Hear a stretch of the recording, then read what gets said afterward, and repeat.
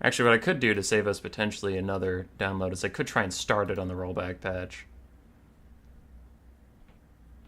Because then if it still doesn't work, then I know it's just completely boned. No, it starts on the rollback patch, so something was wrong with when I updated to live. Actually, what I could do to save us potentially another... All right.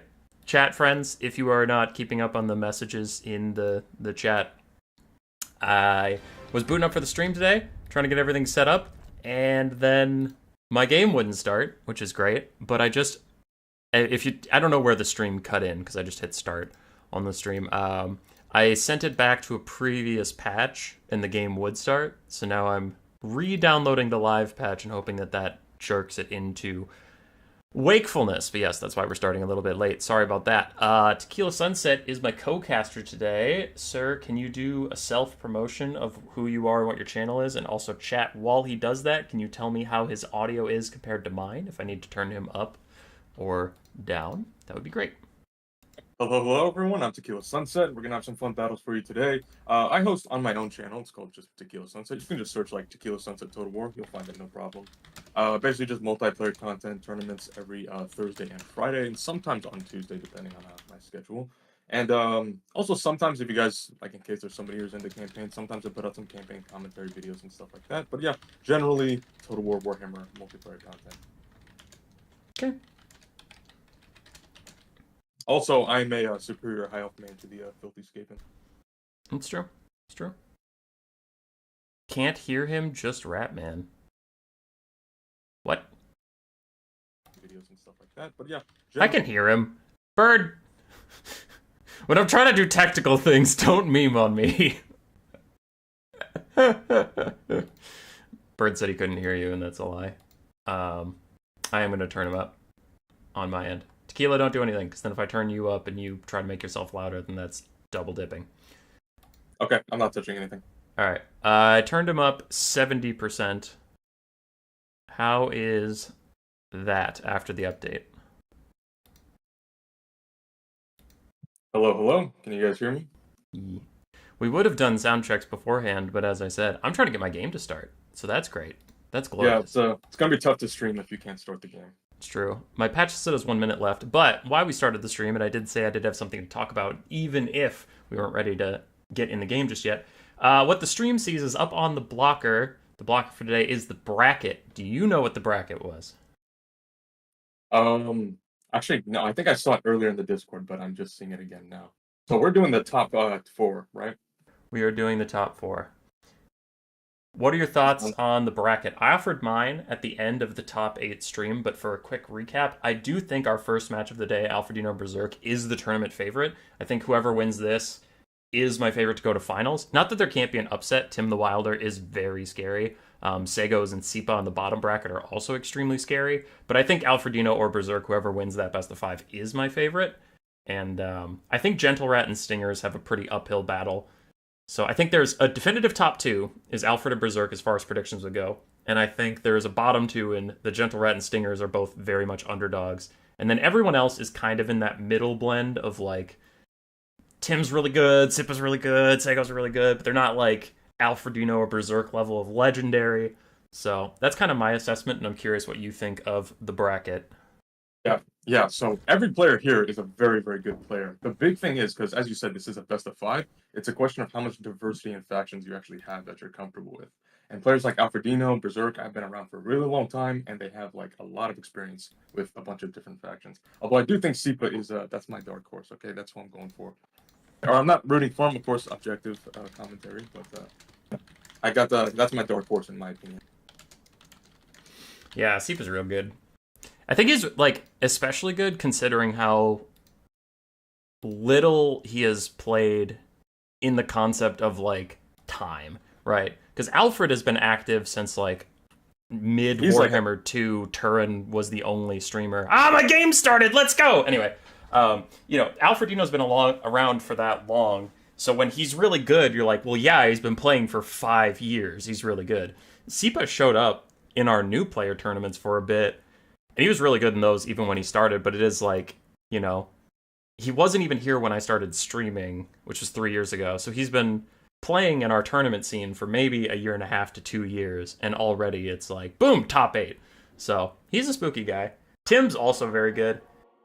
Tim was a new player in Warhammer 2, and then I didn't see him for a long time, and then Domination came out, and he was amazing at Domination, and then he came back to land battles. Like, now he does both. I'm not saying back to land battles, like, exclusively, but he hopped over to land battles and, like, was already pretty good, but then he learned the land battle meta is just slightly different than the Dom meta, made those tweaks, and since then he's been incredibly dangerous. He 2-0'd me in convincing fashion in our bracket to get into top 3, so... Team and Sippa, very scary. Sego's also very good. As I'm trying to find Alfred and Berserk's lobby. Yeah, we're just joining in on spec slots, right? Yeah. And the players theoretically did a lag check. I didn't hear back from them, so I'm assuming there was no lag. Otherwise, I would have said, hey, it's laggy. Because we do have a backup plan. If it is laggy live, Tim and Gentle Rat, one of them, I honestly forget which one, had scheduling issues, so they could not be here live this weekend. So we do have those replays. Oh, okay. If there is lag, you and I will back out, and we'll cast those replays first while Alfred and Berserk play, and then we'll cast the replays behind them. If it's laggy, right? If it's fine, then we'll do it live, because that would be preferred, but you never know. Yep, stuff happens in this game. Okay, they theoretically have a lobby. I do not see it. Did they say what name it was? They're both sitting in it, so I'm looking. I think it's Blood for the Blood God. Let me see. Because Berserk loves Khorne, so I think he'd be in here. Yeah, it's Blood for the Blood God. Okay, I'm hopping in right now. Okay, I'm going to update the scorecard. And we are here, ladies and gentlemen. We are very sorry for the technical difficulties start. But like I said several times, awkwardly, my game literally would not open. And I was like, cool, very cool. So I had to re-download the patch. Yeah, rival Skaven clan trying to sabotage the stream. It's very unfortunate. Pretty much, dude. Pretty much. Alright, we are updated. ODM's Alfredino. We're good to start whenever the players are. I'll let them know. No more waiting for me. Yeah, Berserk is particularly impressive because I don't pay too much attention to the Dom scene. It's just just don't have time to watch both consistently. But as far as I know, he's actually a very strong Dom player. Like basically as good in domination in the domination scene as he is in land battle. So pretty impressive. Oh yeah. Alfred doesn't play a lot of domination, but I do see him like whenever Turin's hosting something big, Alfred will hop in, and he still gets really far without practicing Dom. So I think between Alfred, Tim, Berserk, Hitman Hibbo sometimes pops in on land battles, but like I think that kind of puts to bed the whole argument of you can be good at Dom and terrible at land battles, because it's like, I mean, if you're just insane with your units and you know not to leave units behind, you know what your units can do on the battlefield, you can just win. Like, you can just be good at this game. Yeah, sometimes skill does just overpower pretty much any knowledge and stuff like that. Yeah. I think there is something to be said if you're not super proficient at Total War, where you just are crazy good at this game, then you can be more specialized at one game mode. But it like mastery of units and mastery of what spells are good, when to use them, what engagements to take, can just take you really far no matter what game mode you're playing. Yeah, absolutely. So, all right. Vampire Coast or Beastmen, either one you want to tackle the build for? I can do Beastman. All right. So for Berserk, he's coming in with our Beastman. He's got, looks like a bunch of Raiders here. Looks like 5 of them, and a bit of a cheeky Vanguard over on that left flank.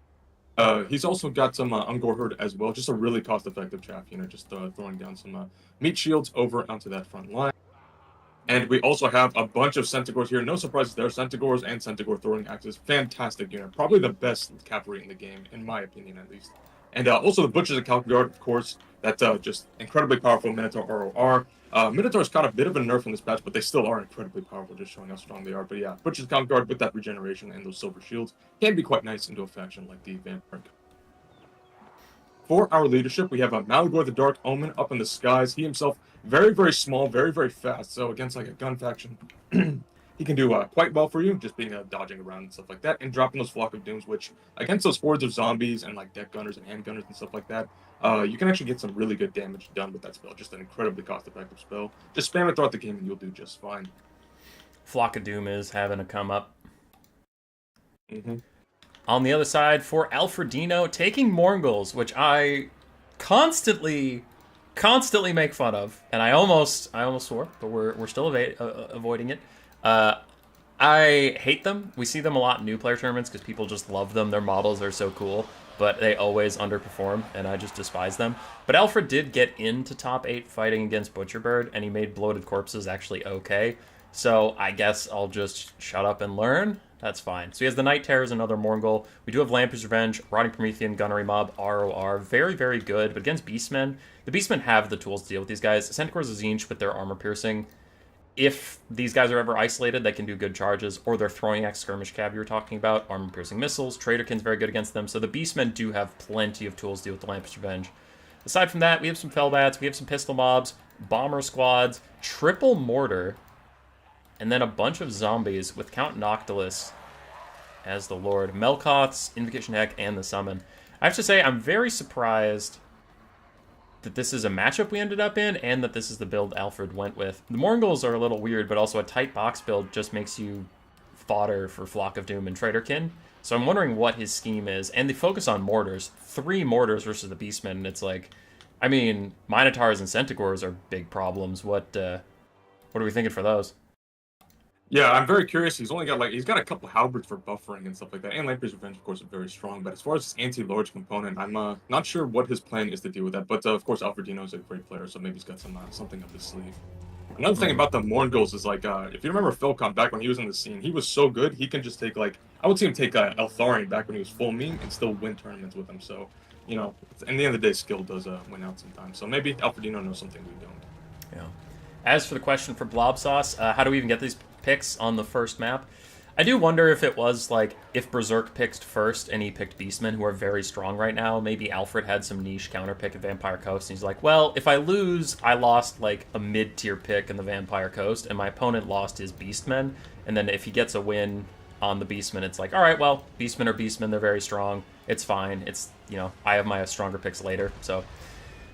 Could be some secret schemes. It looks like the Fellbats are actually just scouts. They're trying to find the Ungor Raiders who are stalked normally so that the Mortars can get some shots in, because Alfred immediately just starts dodging with them all over the place. Yeah, so far they're getting a bit of poke into those Ungor Raiders. Also a decent shot getting those Ungor Horde down to half HP and wavering already, so we'll see if maybe that'll pay dividends. Yeah. Still, I am wondering if like 3 Mortars is a lot to protect, and you just have zombies really with only a little bit of mass. So I'm just curious to see how that pans out. To be completely fair, if he can kill the archers, then the mortars are safe. If your Centaurs or Throwing Axes are using their ammo on mortars and they're not using it on Lamprey's Revenge, and that's a win for you in a different way. But, I mean, Malagor is doing a good job zoning out these Fellbats, and the mortars are not killing the archers fast enough. The archers will get into range of the mortars, as it appears. Yeah, in my experience, mortars, like on paper, seem like a really solid unit, just like a cheap anti-archer line unit. But in my experience, they just don't seem to pan out as well, especially if you try to like heavily invest in them, like get 3 of them. Yeah. Most of our chat wants to go bowling because they're just talking about Nico. Very funny. Maybe we'll get the Kislev Ben Mira coming in for them since they want to see Nico play. Maybe. Man, those the mortars are not doing a lot to the archers, but whenever they shoot at an Ungor herd, they don't miss. They just wreck them, but not the archers. Yeah, it's a bit unfortunate, but yeah, we'll see. Maybe the Vampire Counts, maybe the mortars will remember how to hit archers. Berserk did move in. Groghoof's of Wolf's Run are attacking the mortars. Actually got a good amount of damage off onto them, but the Night Terrors catch up to them. And Night Terrors in the recent patch did get that chilling aura, so they slow down the Groghoofs by quite a lot. But it still looks like the Centaurs have enough speed to get away here. And the first of many Flock of Dooms is cast from Malagor onto the very tightly packed Vampire Coast box. I imagine those will get crazy value as we go on. Yeah, it's like really hard to overstate how good Flock of Doom is against like box builds like this. It's just an incredibly powerful spell. And actually, I'm starting to get what's going on with the Fellbats now, because if the archers stop and shoot at the Fellbats, then they're not advancing on the mortars, and the mortars get to shoot at them. But if they advance on the mortars, then the Fellbats can just freely spot them. So that's pretty good, and now the Fellbats are already chasing off things that are routing.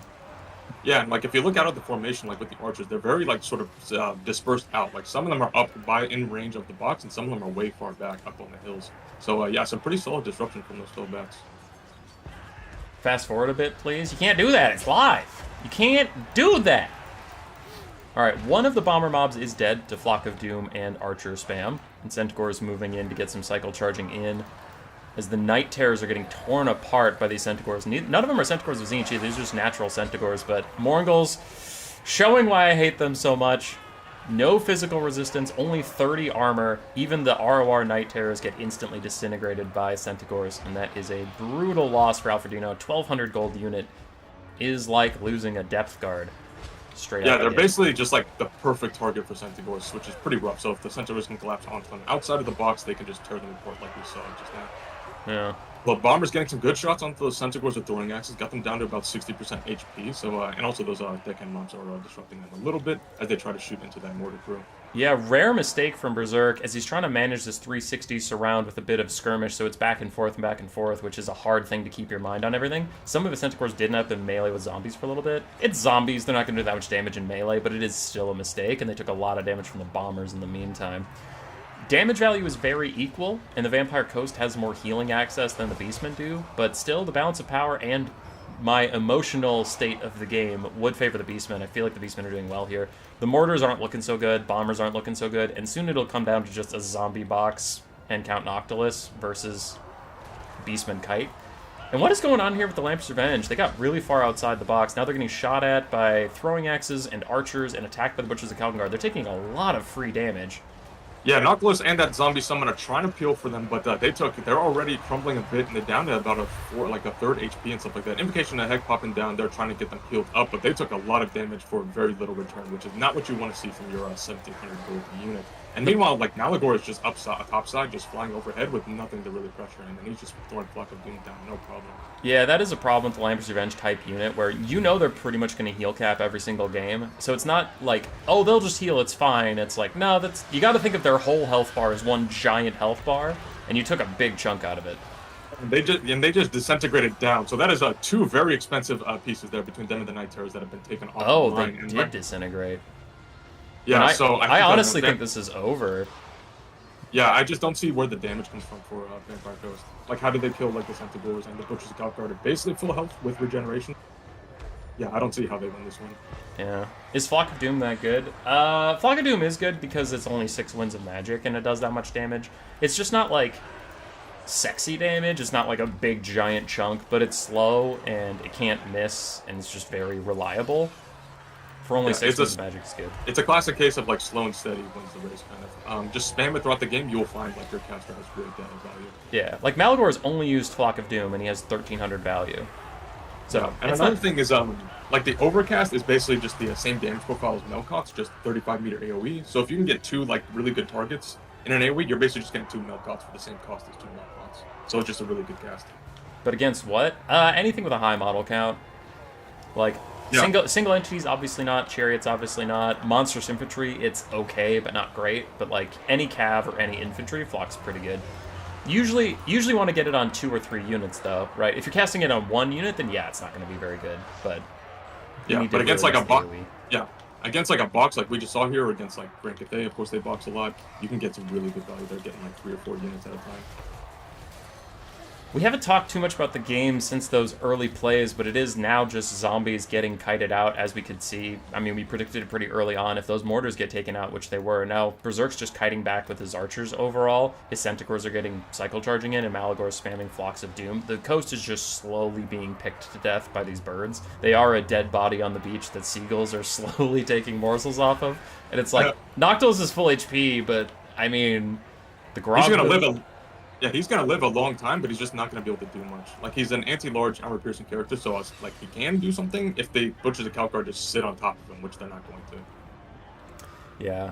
Grog hooves are slowly healing, Butchers are slowly healing, so the late game of this will come down to archers kiting Noctilus, and then the healing units will charge in every so often to get the archers more space, and they'll slowly whittle them down that way. Damage value is very even, but some of that's a little fraudulent, because like, I don't know if mortars give you the full value when they have full ammo and they die. I actually just don't know how that works out. But this doesn't, like, if you look at the damage values are the same, but you look at the map, it's very clear that the Beastmen have a lot more left than the Vampire Coast, so something about that doesn't add up. Yeah, I'm just seeing more blue than red. Just a lot more blue. Yeah. For Alfred, 2 of his polearms mobs are getting isolated by the Grog Hooves. They're so close to dead already that they're just crumbling away. The only healthy zombie is a summon. It's fake. It will fade away momentarily. Yeah, really, it's just a case of just Noctis getting kited. This is, of course, classic Vampire Coast stuff where it's just Noctis against the world, but in this case, Noctis just doesn't have the juice left to deal with all of this Beastman stuff. Yeah. The 2 polearm zombies are dead. The summon zombie is gone. Now it is Noctilus and a Fellbat. He is going to use another Wraith Storm. It looks like onto these Centigores. He's using a lot of Wraith Storms on them instead of the Butchers of Kalkengard. I wonder if he's just... Sorry, you go. Yeah, I think he's just like throwing them out there just because he just needs to get damage. Because yeah, Butcher Kalkengard tends to be a better target for that. Yeah. No Traitor Kin. Sorry, what was that? No Traitor Kin. It's not like Noctilus is gonna die in 3 casts of that or something, but I mean he's still gonna die. The Butchers are already pretty good against him. Yeah, they're just like the Butchers can just cycle charge him while the Ungors just put him down. It's just gonna be very slow, but in my opinion, inevitable death from good old Nikolaus. Now with a live series where we did put a timer on the in-between, where there's only 5 minutes between each game, the players already know what their matchups are going to be. I do wonder... Okay, he surrenders. I was going to be curious if he maybe stalls the game out so he can just think to himself about the next game. Like, knowing he's doomed, but just making Berserk kill count Noctilus while he theory crafts what he's going to do next game. But he does surrender, realizing it's over, and I would agree with that assessment. Berserk is a good enough player to kite that out with his archers, and it would have been a slow death, but an inevitable death. Yeah, he would basically have to throw at that point to lose that game. Scrolling through the values real quick, I don't see anything that stands out. The Beastman army overall got good value. The Vampire Coast army overall did okay, but lesser. The Mourngulls got a total of 504 value combined for their, I think that's 2,200 gold worth of units, so... Just about, yeah, that hurts a lot. I just don't believe in Mourngulls. Yeah, I have yet to see them actually like pay for themselves. They're just a rough unit, unfortunately. All right. So, for anyone who cares, our game order will be Beastmen versus Vampire Coast, which we just saw. Tomb Kings versus Beastmen. So now Alfred Dino's on the Beastmen versus the Tomb Kings of Berserk. Kislev versus the Demons of Chaos. Empire versus Empire. And Game 5 is Khorne versus Kislev. I know Berserk is a Khorne main. I know he plays a ton of Khorne, but I have to think if Alfredino gets to Game 5, he wins the series. I just don't know how Khorne beats Kislev. Yeah, Kislev is just they've had like 2 rounds of really widespread nerfs, but they're just still a complete beast in the meta right now. Like definitely the best faction, I think, and it just really shows how powerful they are. Mm-hmm. All right. We are into Game 2. Like I said, picks and bans were done ahead of time, and I did tell the players ahead of time, you don't have to have your builds completely 100% set, but you do have 5 minutes between games, and it will be enforced. So I heavily suggested that they have their builds done ahead of time. It looks like they followed through on that. Mm-hmm. Yeah, really nice to see. And just looking at those builds that are going in, there looks like we got a pretty fun battle ahead of us. Should be pretty cool. Delmo saying Berserk's so smooth with that. Yeah, Berserk's amazing. But now we'll see Alfredino on a faction with a lot more agency. And what is this? All right. You see it, Alfred's build? Yeah, I'm seeing it. It's pretty sick, huh? Yeah, it should be pretty cool. That is the strat game Double Gorgon Jabber evolved into Single Gorgon Giant and the Incarnate Elemental of Beasts. Yeah, should be pretty interesting. Which army do you want to cover? Tomb Kings or Beastmen? I gotta take the Beast. You got the last Beastman. I get this Beastman. What is this? Is that a Hyro Titan? Okay, yep. Okay. We're calming down. For Alfredino and the Beastmen, Beastmen need to go 2-0 in this series for it to get caught back up. Otherwise, Berserk will start off with a 2-0 lead, which would be brutal. We have some Centigores. We have 4 Ungor Raiders, a Minotaur with great weapons, and then the Monster Core. Incarnate Elemental of Beasts, Giant, and a Gorgon. Malgor Dark Omen in the sky with Pendulum and Flock of Doom. And that is it. No melee infantry brought from the Beastmen at all. It is Cav, it is monsters, and it is archers. Yeah, gonna be very interesting to see Alfredino going full mobility here. And looking at our Tomb King army here, looks like we got some skeleton horse archers just for some cheap mobility and some steady poke. We also have a bunch of skeleton spearmen here. Looks like now the Tomb King's turn is it's gonna be their turn to box up a bit. We'll see how that goes. But yeah, a bunch of skeleton infantry here, just the cheap stuff, along with the Kepler Guard. Of course, a very, very strong anti-infantry unit. Great stuff there. They also have that regeneration to heal themselves up, and some archers just for some steady poke out of. We also have the Chosen of the Gods. That's your Shoppy Great Bow RR with their spread shots. They should be able to trade pretty well, at least into some of this the cavalry and those archers, and even do some decent damage against the bigger of the monsters as they get closer, because I find their spread shots can be pretty damn good when they all connect. We also have, of course, the mighty Hyro Titan coming in here, fresh off some buffs. He's got an extra Spirit Leech and an extra Shem's Burning Gaze. Also some more weapon strength and at least some optimized splash attacks also. So very cool to see him in action, and should be pretty fun. Also a Necrotect, of course, with Restore. Try to keep him topped up on his HP. And our leadership is Grand Hierophant Kata. He's got his Sandstorm. He's got his Joff's Incantation of Curse of Blades. And also Isiri's Incantation of Vengeance. A very underrated spell, in my opinion. People spam no-cost Mystifying Miasma a lot. They spam Fate of Yuna a lot. This is basically like a middle ground between those two that, if you actually looked at it from like a Winds of Magic, like cost-effectiveness perspective, it's actually like just as good as them. I think it's even better than Fate of Yuna. So very, very good spell here. And last but not least, we have the mighty Necrosphinx standing tall and proud, coming in fresh off again some weapon strength buffs, which up to a whopping 640 plus that 35 bonus versus large. This guy's going to be really, really good against those big Beastmen monsters. I have to say, this is not what I was expecting out of top 8 for the Warpstone Cup. Is a serious Hyro Titan and Necrosphinx versus Incarnate, Gorgon, and Giant build. That's yeah, not... the lads want to put on a show. Should be pretty fun. I want to go to 5 games, and I'm worried we're going to get a 0-2. Maybe. We'll see. Listen, I'll believe it when I see it, but looking at this Beastman build, I'm like, 2 of those single entity monsters, I'm not fully sure on. Yeah, it could be rough, but I don't know. Who knows? We'll have to see. Maybe the Incarnate Elemental Beast can surprise us. Spirit Leech is going down on Malagor. That's going to be very, very solid and damage coming into him, because he does not have the best HP pool, so that is pretty nice to see. Yeah, though in his defense, the Hyro Titan only has 3 Spirit Leeches, 2 Spirit Leeches total, and as long as Malagor stays in the sky, the Tomb Kings didn't bring a lot of single target threats for him. The Chosen of the Gods won't do any damage to Malagor, he's way too small. So as long as Malagor doesn't land, he can soak both of the Spirit Leeches and not die, and as a Caster Lord, it's like, if he doesn't die, he's at 100% effectiveness. Yeah, I think the question is going to be, can those Shem's Burning Gaze, how well do they target a single entity the size of Malagor? Because he also has 3 of those, so that might be some extra poke too. Bit of lag, but we got through the first game without any issues. We'll see if it subsides. Could be just a temporary thing. Alright, we're moving along.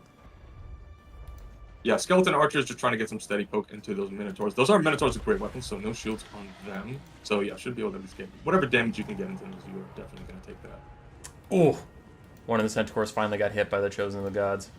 Yeah, Brutal Volley from those guys, just a really powerful unit. Like, definitely just a rock hard staple for this faction. And Shem's Burning Gaze looks like it's going down onto the Centaurs, getting pretty action. But Alfred has herded these guys. These Skeleton Horse Archers are going to have a really tough time getting back to their home areas. The Centaurs got behind them and then pinned them in. Yeah, Berserk's trying to thread the needle with them, but Centaurs are way faster than Skeleton Horse Archers, so they're going to be tough for them to get away. They're already starting to waver and will start tumbling pretty soon. But Osirian's Incantation of Vengeance, plus the Ushopti Great Bow shots, plus a Skull Storm onto the Centaurs, and he's really trying to make Alfred pay for it. Alfred starts to dodge away, but even the first couple ticks of that spell, plus, of course, the Osirians that you can't dodge and the Chosen of the Gods, the Centaurs took a lot of damage. It was at the cost of many spells. Yeah, one of them routing and one of them is wavering, so curious to see if they're able to push those off. There's another Centaur, looks like it's collapsing in there, trying to get a cheeky charge onto those Chosen of the Gods, but now they're getting pushed off by the Necrosphinx. Yeah, the Necrosphinx was plenty close enough to take them out. Yeah, those Skeleton Archers, there's only one of them, but over the course of the game, they can probably get some pretty solid value, because there's a ton of very expensive and very lightly armored big stuff coming in here that needs to get close to the box to try to get some damage done. Unicoed, it's 0. Yeah, no, Phoenix King, you could still start 0-2 in a best of 5. Like, yeah, you can come back from that. It's just a little bit harder. Yeah. I don't want to see it. I want 1-1 into 2-2 into a game 5. Second and final Spirit Leech is out onto Malagor. Again, it is good, solid poke, but the Hyro Titan does not have the capacity to follow through and kill Malagor. It's not like Arkan, where you put the enemy lord on a timer. Malagor will be fine after this point. Nothing can really harm him in the sky. More Flocks of Dooms on the Skeleton Warriors, and now the lag has subsided, and it looks like the 3 big single entities are here to play. Incarnate Elemental Beast has that Mortis Engine effect as long as he is above 25% HP, I believe. Yes. Also, those Centaurs trying to thread the needle, get onto those archers, and it looks like Alfredino is able to slip them right in there, in between that those skeleton infantry, gonna get right on top of them. He is. So it looks like. And Malagor even landed. He's trying to stop all of the shooting as the Gorgon's going over for those guys. And if Alfred takes out all of the range of the Tomb Kings, then his 3 monsters will be much better than the 2 of the Tomb Kings. Yeah, Malagor being very brave. Looks like DJ Kotep is going in for a big old nerd fight with him and the Crow Father, but that Necrosphinx is right next to him. He might want to be careful there, and if he gets trapped in, that could be pretty rough for him. It's true, but he does have a Gorgon bodyguard that's currently slapping the Necrosphinx, though I suppose that damage is going both ways. The Gorgon can heal a lot more consistently than the Necrosphinx can, who's already getting his restore, but still. The Gorgon's down to half HP, though. The Necrotect has blinded him with that little constant Vambrace of the Sun he has. He's getting the Gorgon's stats down as the Incarnate tries to fight it out. The archers are about dead. Malagor achieved his goal there. And the great weapon Minotaur's flank takes out the Chosen of the Gods as well. So Alfred has succeeded in his goal of taking out the enemy range, but his Gorgon is dead in the meantime. It is going to shatter. Gorgon's out of the fight permanently. Yeah, the mighty Gorgon, without his other Gorgon buddy, I guess just could not withstand the might of the recently buffed Necrosphinx. This dude's absolutely... And now he's going to be botting the Incarnate Elemental Beast. That is an anti-infantry monster. He is not great at dueling.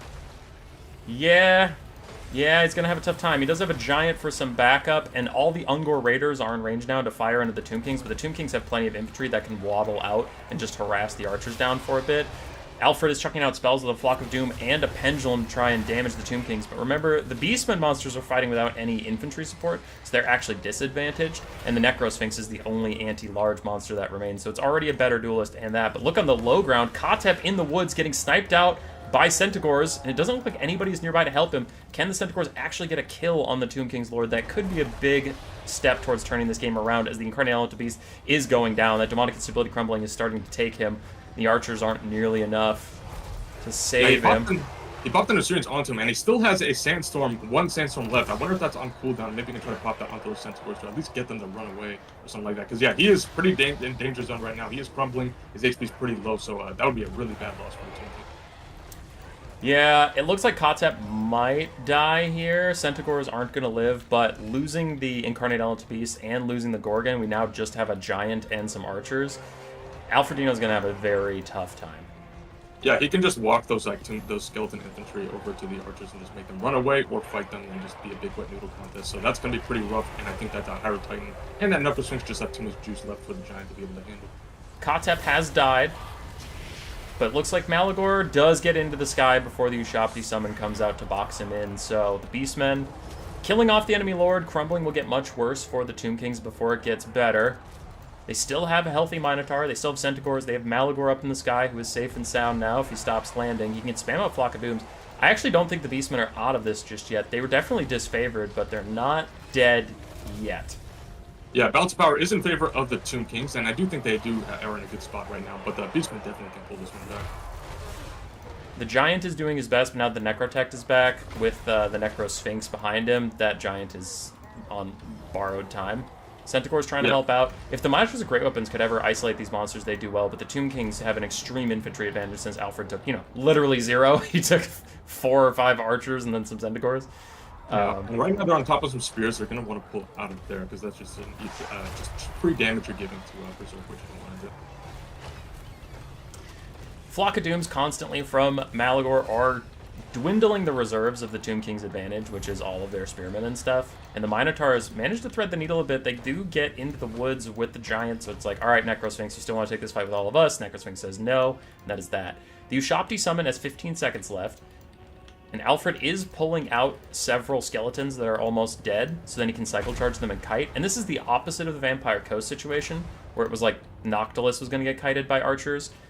We could get into a similar situation here where archers get all the freedom to kite, and then it's like if the Necrosphinx is the only thing fast enough to chase them down, if you get the Minotaurs and Giant between the archers and them, it's like, all right, Necrosphinx, you're either 1v5 against the Giant and Minotaurs, or archers get to shoot you for free. Yeah, right now the Tomb Kings are a bit ahead in this battle, but the Beastmen have all the agency with their mobility advantage, so it's going to be curious to see how well Berserk is able to stay disciplined and not let his big stuff get isolated, or how well Alfredino can control them and like maybe bait out those overextensions. I mean, his big stuff's getting isolated right now, and it's fighting in the woods, which the Beastmen Minotaurs have woodsmen. They are not affected by the woods debuffs, and they are slamming this Necrosphinx! It was the exact situation I was worried about with the Archer theoretical, but there's not even Archers involved. Berserk just oversteps the Necrosphinx, feeling way too confident from how well he did versus the Gorgon and versus the Incarnate, takes a crazy amount of damage, and now the Beastmen are just going to start to pull back again as Malagor continues to throw Flocks of Doom down onto these guys. Archers are all free and clear. There's even some Centaurs to keep them safe, and the Tomb Kings are suddenly down to like 2 infantry total, because the Spearmen are both half HP, so they kind of combine into 1.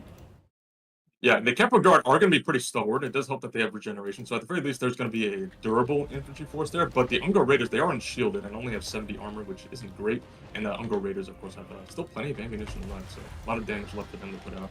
And in comes the Flocks of Doom. The Necrotect had Restore. I don't think he has any left. No, he doesn't have any left. But yeah, man. This is going to be the late game situation. Like I said, if that Necrosphinx, the only thing fast enough, if that leaves the formation, you bet the Minotaurs are going to hunt it down. The only thing I'm concerned about is the Minotaurs on the other side of the formation than the Archers. But still, they're very fast. Yeah, it looks like Alfredino spotted that, so he's kind of trying to swing them around to get them in a better... And those Kemper Guard, we're at full health like 30 seconds ago. They're already taking a lot of damage from these Archers and those Flocks of Doom. That's a very expensive piece, too. And the Bounce Power is swinging back towards the middle. I think it's still a little bit in favor of the Tomb Kings, but the Beastmen really scrapping this one back. I would honestly rather be the Beastmen right now. Yeah, pretty much they have all the agency right now. Basically, the battle is there. The ball is in their court, really. Yeah. Pretty cool stuff. Now, if he can kill off all of these infantry with Flocks of Doom, if he even has the Winds of Magic left for him, not sure if he does, but with Flocks of Doom and Archer Kite, if he can get rid of all of the single entity, the Spearmen, leaving just the single entities, we saw how much work those Minotaurs did in the woods. They can do it again if there's not spears in their way. Yeah, Minotaurs with great weapons are just incredible monster killers, just like some of the best anti-large units in the game. They're so damn good. And that Giant still does have 5,800 HP, and he himself is a good duelist, so if he can force that fight, like the Hyrule Titan's not really fast himself, he's not just slow. Okay, yeah, the Hyrule Titan has a lot of HP. I didn't realize the Necrosphinx doesn't have that much. Like, if you look at the bar percentage, it's similar to the Giant, but the Giant has almost twice its HP. And Berserk's just gonna surrender, not that I disagree. Yeah, Beastmen were in a great situation there, and Berserk was just stuck there, just trying to waddle around this little box, and he knew that that infantry was on borrowed time with those Flocks of Doom, and then his monsters would just get surrounded and just circle beat. I am shocked, considering, okay, the builds, I was like, I don't believe in this Beastman build. And then when the Gorgon died right away, I was like, Alfred, he's out. I don't want to say it, but he's out of this. But manages to pull it back. Yeah, the Minotaurs and that Archers being still in line, and of course Malagor just whittling down like 24,000 just raw damage dealt onto that chaff, which doesn't look as great on the damage dealt as gold value, but in terms of like practical value, it's actually really, really immense, because getting rid of that infantry support is just so useful. Wild turnaround from that game. So great work. Great work from Alfredino. Sorry. Game 3 is Berserk's Kislev versus Alfred's Demons of Chaos. It's going to be a tough one, but at least if you were 0-2 coming into this, fighting the number one faction in the game while 0-2 with Demons of Chaos, which Demons of Chaos are having a glow up, don't get me wrong, but they're not S tier. So fighting an S tier with something that, depending on who you ask, is anywhere from A to C. And again, if you were 0-2, it'd just be so stressful, and the stress alone could make you play worse. So I think 1-1 is huge coming to this game, not just because, okay, if he loses it, your opponent doesn't have Kislev and you still do, but also just so you can play better. But like, again, I really think Alfred has to get to game 5 and he's good. But if he goes 1-2 here, that's going to be, everything's on the Empire mirror, because I just like game 5, Khorne versus Kislev, I don't see it. I literally don't see how Khorne wins that game. And Kislev just got a little bit too much beef to try to take down. It's going to be very tough, especially Demons of Chaos. They are very strong, but they're also a very like high skill, high reward faction. So it's like if you just slip up a little bit, they can get really punished really hard, especially by Kislev. Mm-hmm. Okay, this is a sick build from the Demons of Chaos. That is just really cool to see. I do think, like, just Obviously not mathematically, but I think Alfred wins this series if he wins this game somehow. Because then it's just two uphill. You have to fight Alfredino in a 1v1 on the same faction mirror match, so that's 50-50. But you're playing against maybe the best mechanical player in the world. Which, Berserk would be number 2 or tied for number 1, so there's that. But 50-50 coin toss, and then again, Khorne versus Kislev is game 5. So if Alfred somehow wins this on the Demons of Chaos, I don't know what Berserk can do. Like, yeah, that'd be a proper big boy win right there with this build. But yeah, which one do you want to go over, Kislev or Demons of Chaos? I'll take Kislev. You can have the fun faction, so let's start with you and the demons. All right, so for our Demons of Chaos, we got a front line of the Nerdlings here, ready to die for the Plague Father. And backing them up, we have a bunch of Bloodletters of Khorne. It's beautiful to see them here after being a bit of a meme for so long, because it used to be, if you just looked at them funny, they would immediately just start disintegrating. But now, Bloodletters, they got a little bit more lead in their pencil, and they're able to just dish out a lot of that anti-infantry damage. Pretty solid stuff. Backing them up, you also have 3 Fiends of Sinesh, similar as the Bloodletters. It used to be, you just look at them funny, they just simply die. But now they got some extra models, so they dish out a ton of damage. They're still squishy, but with good control from a player like Alfredino, you can do a lot of work with them. And up in the skies, you have the big man himself, Zarvik, the Feathered Prince. This is basically just a Demon Prince of Tzeentch, I guess. He's coming in with Blue Fire of Tzeentch and Pink Fire as well. Pretty solid stuff there. And he himself does do armor-piercing damage, so he's not quite a slouch in melee. I have 2 messages. I'm just making sure it's from the and players. Also, Alfredino does have to go AFK for 2 minutes, just in case you're wondering if we sit on this screen for quite a while. Okay, sure. And also in the Hidden in the Forest, nice cheeky Vanguard, we got the Shrieking Skyrays, that's the Screamers of Tzeentch ROR. They're a very, very solid armor-piercing anti-large unit. A bit squishy themselves, although those Protoss shields do help mitigate that. And they also have that Lamprey's Bite, which is a pretty solid sort of like explosion ability. And you get 5 of those, so it's pretty good damage. On the other side, for Berserk, we have the Triple Leopard build, which I've still never been sold on, but some players have made it look very good. It's double regular Snow Leopard, and then you bring the caster that has a Snow Leopard summon. She brought Hailstorm and Blizzard also for her spells. And then for the cavalry components, as Chad is mentioning, it is limited. Now, Chad's saying he has no cavalry. That's technically not true. He has 3 horse archers, but it is just skirmish cav.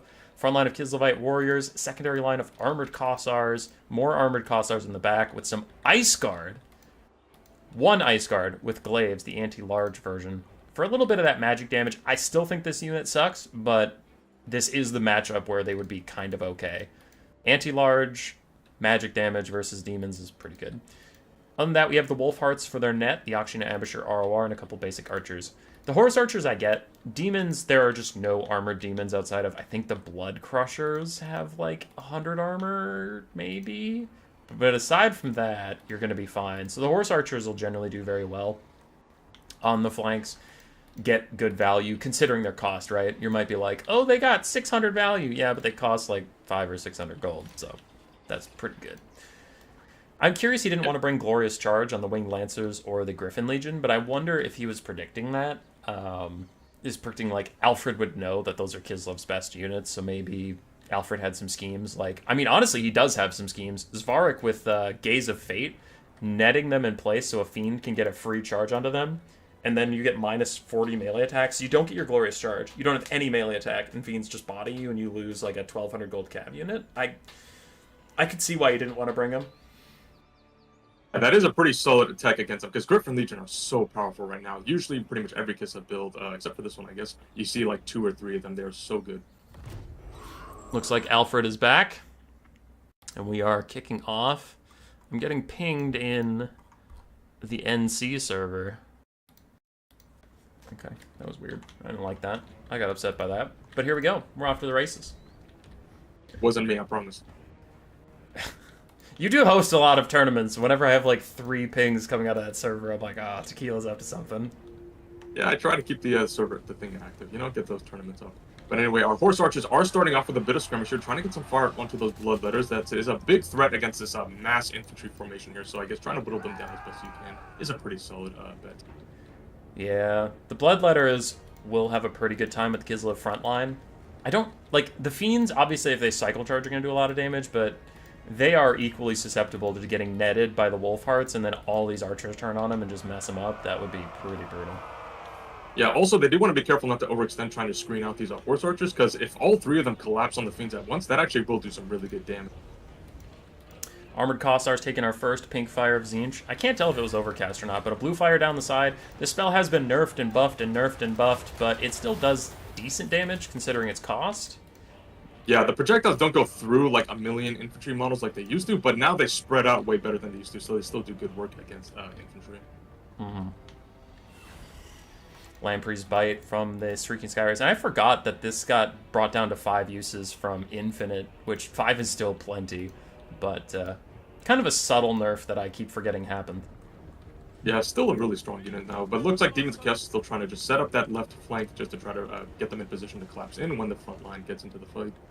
Yeah, he's taking it nice and slow, which is something new players can learn a lot from, is that it feels bad to take damage from archers while you aren't actively attacking, but getting out ahead of your bloodletters and like starting the fight too early and then dying before your front line even reaches them is so much worse. So it is a testament to you need a lot of patience to set up the proper fight than to set up any fight. Yeah, and the Demons are doing a really good job of letting those Protoss shields tank a lot of that arrow fire in the early skirmish game, because yeah, that just basically just damage that you don't have to worry about because you just regenerate those shields. And again, just to say it, the flanks and the front are all hitting at the same time. That is beautiful stuff, so Berserk has to focus all of his attention everywhere rather than shoot one, then shoot the next, then shoot the next. These are some of the best, ladies and gentlemen. Yeah, the Kislev warriors and armored Kossars are very, very good holding infantry. Just incredibly good at holding the line so that Kislev Daka can do its damage. But Bloodletters, if there's any front line that can chop them down, it's going to be the Bloodletters. And they're already doing some pretty good damage into these Kislev halberds. Yeah, the Bloodletters are doing amazing as a big pink fire comes down from Svarik, but that is a blizzard or an overcast hailstorm onto the Bloodletters and the Armored Kossars. Looks like Berserk is going to kill off his own unit, accepting that it was already losing, and just going to take the Bloodletters with him. Meanwhile, in the center, Fiends and Bloodletters fighting side by side against the triple Snow Leopards. Looks like the Fiends are going to opt out. They don't want this anymore, and that is pretty good from Alfredino to recognize that those 3 Snow Leopards would be a problem for his low-armored Fiends. Yeah, the Fiends already down at half health. They're taking a bit of a beating in that early engagement. Demons of Chaos off to an early balance of power and a little bit of a gold to damage value lead as they are cleaving through this front line with their Bloodletters. Svarik is into the back line, and now the Leopards are trying to snipe him out as the Fiends come in to support him as well. But you have to wonder with Demons of Chaos, what army abilities are they going to get? As Svarik is dealing a ton of damage, he has certainly been charging up that army passive. Does he get blessed by the Dark Gods, or does he get betrayed by them and get some trash things? We'll have to see. Yeah, I'm seeing a lot of flashing like Kislev flags right here as that whole right flank is kind of collapsing right now as in the face of this Demon Rush, which has been very, very good at just like opening up this entire back line, and now they're just rushing in. Yes, but as the game goes on, I do get worried about demons because things can look so good and then your units just get deleted off the map by demonic instability. We saw one fiend disappear already, another one is dangerously close, as are some Nurglings, and then you can get really thinned out on the battlefield and have some issues in the late game where the mortal units keep rallying and firing at you while your demonic units just delete themselves entirely. In comes another Hailstorm next to the double Snow Leopards, trying to kill off these Bloodletters and Fiends, still doing pretty good damage, and a Gaze of Fate is out onto a full health Horse Archer, trying to let the Fiends catch up to it as the Snow Leopard is also trying to peel for them. Which Snow Leopard is the summon? Okay, it just disappeared. It was the low health one. Cool. Demons are very far up on the balance of power, though, and I do tend to agree. Kislev is having a really bad time dealing with these Bloodletters. And the Fiend Rush did its job, I guess. I mean, yeah, they almost paid for themselves. Svark's I do wonder if more mobility might have been helpful here, just to try to just cycle charge down these like infantry lines and stuff like that, and sort of go through your range units, because you know the demons have to come to you, I guess, with especially with stuff like this. So you can use your infantry buffer to try to withstand stuff like this if it mitigate the effect on this. Really good Blizzard, plus the Snow Leopards. Look like they're going to get the Shrieking Skyrays and the Fiends while getting Bloodletters very low, so that is a really, really optimal trade for Berserk at the moment. And he's doing his best to scrap back in here. Yeah, he's doing really well. The Shrieking Skyrays are wavering. Looks like their leadership is stabilizing, so they're not going to be banished back to the warp. Lamprey's Bite going down there on the Wolf March just to finish off that rallying unit to just get them back routing again. And Armored Kossars, yeah, a lot of just the Kislev range, like their damage is just so beat up right now. For the Demons of Chaos, the balance of power is very high because we have an expensive Fiend that's still pretty healthy, though it is currently taking a lot of damage as it gets surrounded by the Snow Leopards and the Horse Archers.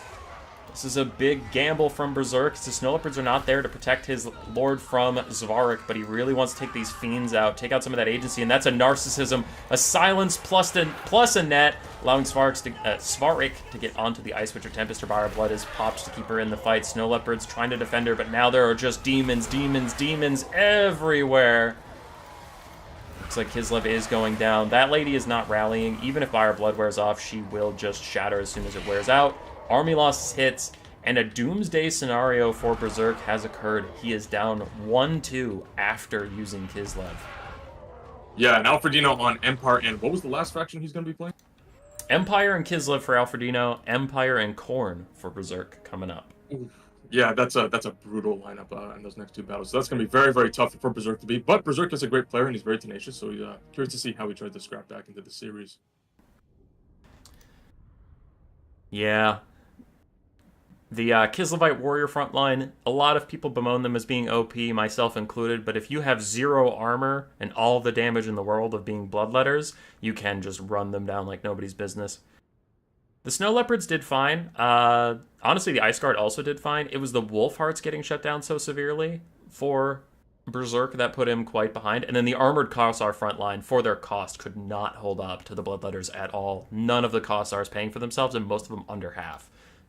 Yeah, generally speaking, I think for Bloodletters is like ranged formations can do really well at just gatting them down because they're lightly armored, no shields. But if you bring a ton of them and also a lot of mobile pressure and collapse it all in at once, then it can be very hard for that ranged formation to actually just take them down. All right. We're back on the Berserk train as we hope he wins the Empire Mirror to get ourselves to a Game 5.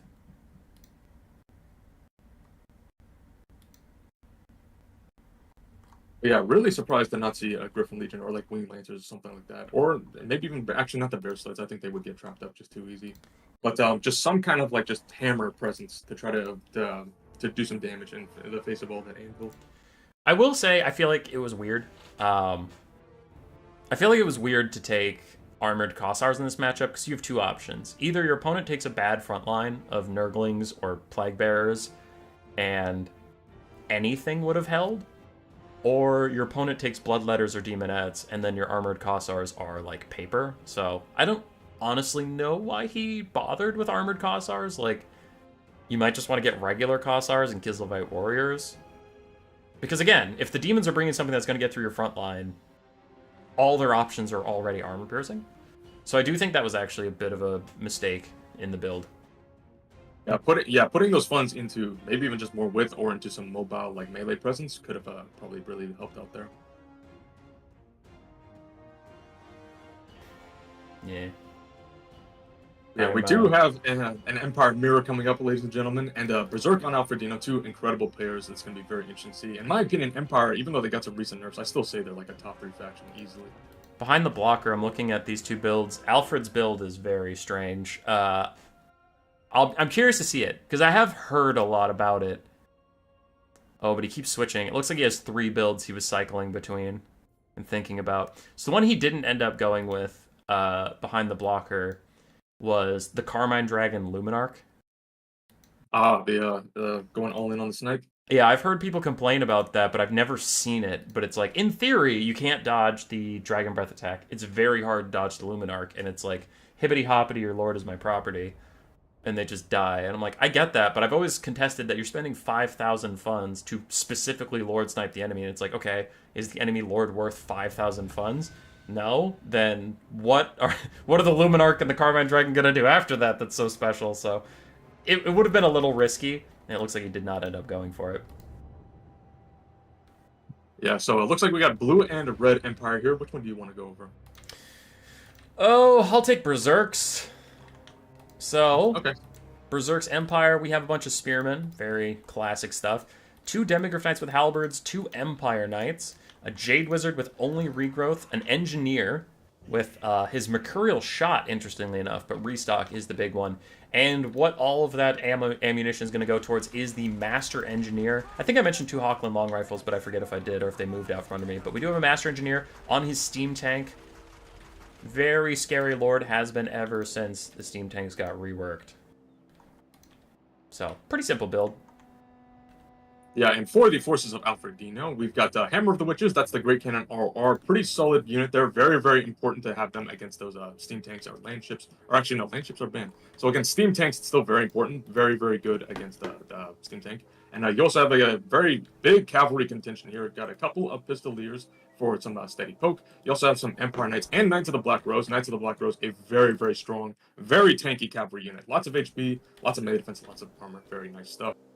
You also have up in the skies, you got a light wizard on that Pegasus coming in with Net of Amatok and Shem's Burning Gaze. You also have the Sterling's Revenge for that sort of hybrid capacity there with those armor piercing shots. And your lord is Marcus Wolfhart coming in with looks like just Amber Bow and also his own regular shot. So interesting build here going for yeah, curious to see how that goes. Those Net of Amatoks really do need to set up those range snipes and also those cavalry charges.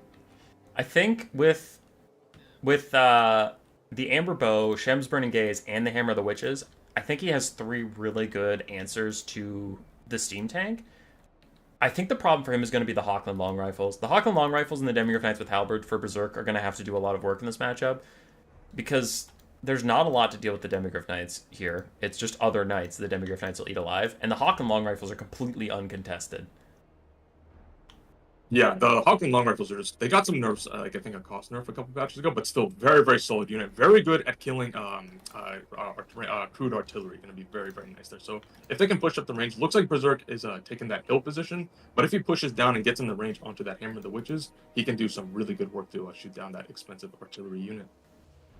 Why a netcaster if you're already taking Marcus? Well, it is a little strange. I'll play devil's advocate. I'm not saying I agree with this, but probably Shems too, probably. Shems too, but also like net is more versatile. I think it has a longer range than Marcus's, and you can cast it as many times as you have Winds of Magic, where Marcus is 3 uses. And then Marcus is foot-based. He has no mount options, so he can't catch up to the Steam Tank to net it in a bad situation, or catch up to Demigryph Knights and net them in a bad situation. While his Pegasus caster is much more mobile, so he can get somewhere very quickly and punish Berserk being out of position, which, you know, is valuable. Again, I'm not saying I agree with it, but that's probably Alfred's thinking, and Alfred is a better player than me, so I would give him the benefit of the doubt.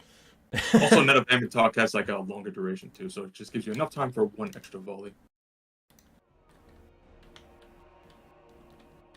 Yeah. So it looks like our battle's beginning here. The Hammer of the Witch is going to be scooching up a little bit, trying to get into range of that Steam Tank, I imagine.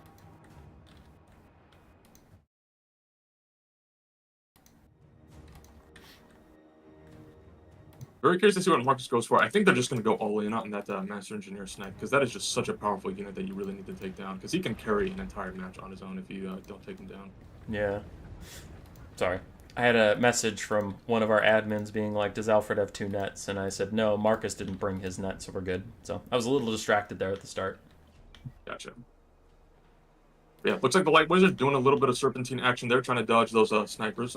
So yeah, taking a little bit of damage, but not much that you're too fussed about. And we are at the classic artillery standoff that happens when players start off a game not seeing what they expected, and both sides assess who's winning the start, where you're like, wait, do I outshoot him or does he outshoot me? So you're like, okay, my Steam Tank and 2 Hawk and Long Rifles, they're getting some damage out, but Marcus and a Great Cannon, what's the actual play here? First Net of Amatok is down, and the Light Wizard has taken a good amount of damage to the Hawk and Long Rifles, so he wants to be careful, as the Hawk and Long Rifles also punish Marcus a bit. But let's see how much this net can accomplish as Marcus and the Hammer of the Witches. They should be able to get at least one Hammer of the Witches volley, making good contact there. Shem's coming down as well, doing some pretty solid damage there. Pretty much any damage you can get onto this Engineer, you will take. Yeah. The Hammer of the Witch is not firing during the net. Like, Alfred was trying to, but it was reloading or something, and it just did not get anything done, unfortunately, and a regrowth is already out for that Steam Tank. And I gotta say, Berserk is getting the by far better deal in this early engagement. Yeah, taking out that Magic Caster, gotten down to just about half HP, and those Hawk and Long Rifles still pretty much completely uncontested here. They're in a pretty good spot. Alright, Alfred is trying to use his, like, 6... 7? He has a lot of cavalry. The Pistoliers and 6 Knights, so he's got a lot of mobile presence here, and the Demigryphs do have the work cut out for him, but if they can get their engagement, they will just tear apart these Knights. Yeah, I feel like he's going to use his 7 cav to the opponent's 4 to just suicide dive the Hawkland Long Rifles because of the pressure that's been put on the Light Wizard. and accept that he might lose some knights for it, but he really needs to lessen the range pressure coming in right now as he's about to lose his netcaster. Empire Knights trying to juke away from the Demigryph Knights with halberds, and while they half succeed, that doesn't mean these other knights that are left behind have to get active while the Demigryph Knights are busy. But in comes that suicide charge we were talking about, onto the Hawk and Long Rifles, trying to take them out. Like Jezzails, like Crane Gunners, they are very squishy units if they ever actually get into melee. But the Empire Knights are just taking up too much damage on the backside. Oof, and the Master Engineer is going to chase them down too. I don't know what the Hammer of the Witches is shooting at. Yeah, he's been like weirdly inactive. I just haven't been seeing many shots taken. Like with that, how much time has passed? He should have used more of his ammunition by now. So I'm not sure what's going on there. One Hawk and Long Rifle is down, but what will it cost the Empire? They've already lost an Empire Knight. Other Empire Knight and Knight of the Black Rose retreating for now. Yeah, and those long rifles, they do still have 24 models left, and they're just retreating up the hill. Although there is one Empire Knight way up top side who is ready to pull in, although that Demigryph Knight is in position to just try to collapse on him. Yeah, but if you're routing, you have to walk into the enemy, like you can't stop them, so the Demigryph Knights don't exactly get to sit here and decide what they want to do. As Knights of the Black Rose are going to get they're going to do the sandwiching with Empire Knights, but it looks like Demigryph Knights are coming uphill, and Empire Spearmen for Alfredino get through the Hawk and Long Rifles. The Hawk and Long Rifles will be shut down. Oh, and something terrible is happening to the Master Engineer while I was busy watching the Cav fight. It looks like the Hammer of the Witches finally got its crap together and is deleting the Master Engineer, as is Marcus Wolfhart. A bit of regrowth coming in, but can a Shem's Burning Gaze set that guy on fire and stop him from healing? We will have to see, as the backline is utter chaos. Yeah, that Overcast regrowth is just what the Doctor ordered, but there's also the Sterling's Revenge, who now they're shooting into the back of that steam tank, which means that missile block chance is not going to be nearly as effective. So you're actually getting some pretty good damage here. I'm actually seeing live time that health bar go back and forth as it's taking shots and also healing up from that regrowth. Yes, sir. Empire Knights from Berserk, though, going to bounce out and deal with these Sterling's Revenge, who can't outrun their fate. They are going to get charged. And Demigryph Knights are also here to dissuade the Knights of the Black Rose from trying to save them. So Berserk also getting quite active. While his Master Engineer has taken so much damage, he's nearly heal-capped already. Can Alfredino survive? He had to sacrifice a lot to shut down the Hawk and Long Rifles. That was not an easy play to make for sure. Yeah, we'll see if the Kamikaze plays off. Both those Hawk and Long Rifles are offline, and it doesn't look like there's really much to be able to save them. Those Demigryph Knights are right on top of those routing ones on the right with the steam tank, but the other ones are just being run down by Pistoliers. Yeah. Marcus, good amount of ammo left. Still has one use of the Amber Bow. And he does turn... Light Wizard still just does have some health left, so he's going to be at full capacity as a caster, so without those Long Rifles now, there's nothing to really pressure him. And he netted the Demigryph Knights right in front of the Sterling's Revenge, threw on guard mode and started firing, while Marcus is also firing. And a rear charge in from the Knights of Black Rose. That is a beautiful play from Alfredino, and a disaster for Berserk as he loses those expensive Knights to a series of wonderful plays from the netcaster, really showing off the use of a net. For Berserk, though, he has punished Alfredino so hard for taking out the back line. He's like, listen, you'll get my Hawk and Long Rifles over my dead body. And there's a lot of red dead bodies on that backside. Yeah, oddly enough, one of them did rally back with 10 models left. Maybe they'll try to get some poke in, maybe even into that Light Wizard and try to finish him off. But otherwise, yeah, the Alfredino's Cavalry Corps is really beat up right now. You just have basically just like one Knight to the Black Rose who's at about half HP, and otherwise your Empire Knights are just really beat to hell. A final regrowth is here for the Master Engineer. Again, going to hit his heal cap soon. And where is that Great Cannon? Yeah, the Great Cannon just waddling up. I'm not sure what happened there. He's on a hill with nothing in between him, so there shouldn't be line of sight problems. But big overcasted net, though. This could be crucial, because he needs to take out that Master Engineer. Now that the Sterling's Revenge are pushed off, and Marcus is running out of ammunition, the Steam Tank is in danger. I mean, not the Steam Tank, sorry. Hammer of the Witches is in danger, so it needs to take out the Steam Tank while it can. And it has attack orders this whole net duration, but it's just not firing. Very slow reload time on it, costing it quite a lot. Does start it's weird. firing. I'm seeing the green arrows come from it, which usually means it's about to fire, but it's just not shooting. Although shots do come in there, yeah, it takes a ton of damage right on cue. When it finally shoots, it really messes him up. But that reload time is brutally long. Yeah, but it really just shows the power of cannons versus these steam tanks. Just incredibly effective, just beating the brakes off of it. In come the Demigryph Knights, though, and I have to think this is the last volley the Hammer of the Witches will fire. I wonder, like, honestly, the right play would be for Alfred to manual fire. Yeah, not joking at all. Kill the steam tank. Yeah, just a lot of people, they just don't, like, think of that. That's not something you usually do. But, yeah, otherwise, if that Master Engineer goes down, that is basically just GG for Alfred. Because the Demigryph Knights that aren't already dead are killing the Knights of Black Rose on the side. You still have a full health Master. You have a full health Engineer, not a Master Engineer, but a full health Engineer poking away at Marcus, doing good damage. If you get into a late game where you have a steam tank causing terror among this Empire army that's tattered like this, it's just going to be a disaster, even at that low HP point, because he is unbreakable. So you gotta kill him off. The Hammer of the Witches are bailed out, though. All of Berserk's troops are routing except for the Master Engineer, so the Hammer of the Witches should be back online soon. And I think, honestly, 1 or 2 more Shem's Burning Gaze would also kill the Master Engineer, as long as the Light Wizard is safe. But it looks like he's dead. Yeah, the Hammer of the Witches crew. The Hammer of the Witches crew is definitely going to be buying those Spearmen a beer afterwards, because they were just body blocking their crew to keep those cavalry off of them, to keep them from getting killed. So that was just a huge save from them. The Shems caster is off the field, so the Master Engineer has no guaranteed value coming, no guaranteed Shems coming for him. And I really, like, honestly, throw the Hammer of the Witches on melee, not melee, manual fire, and shoot the Master Engineer. You need to. Marcus is zoned out. He can't do it on his own. He's actually killed by the regular Engineer, and Shem's Burning Gaze is gone. You need to kill the Master Engineer with the Hammer of the Witches. Yeah, regrowth going down onto those Demigryph Knights with Halberds, very, very important for them. They still have 18 models left, so getting them topped up is going to be very nice. And that Steam Tank is right on top of that Hammer of the Witches crew, and terror routing them off. And yeah, that's, I don't know if they're going to be able to, the Red Empire is going to be able to save their Hammer of the Witches crew. I think Berserk has got it. I think so too, because you really needed those cannons just to get one last shot into that Master Engineer to take them down. Because yeah, everything else here just really can't damage the Steam Tank, so they can just cycle charge to his heart's content. Marcus is dead. All Alfredino has left is Empire Spearmen and Swordsmen. Most of his cavalry has taken too much damage. And if it was just a life caster in the Demigryph Knights, maybe you could win. But I think something I've been discrediting is even if he manual fired and killed the Master Engineer, there's still the basic Engineer over here with a lot of ammunition left, and he could kite out the state troops of Alfredino pretty easily. So I honestly think even if that thing had manually fired at the very end there, Berserk probably would have won. It was a close game, but not quite focused enough on the steam tank. I don't know what happened with the cannon. Several times during the game, it felt like it just spent its time trying to reposition instead of just raw firing at the Master Engineer from the start of the game to the end of the game.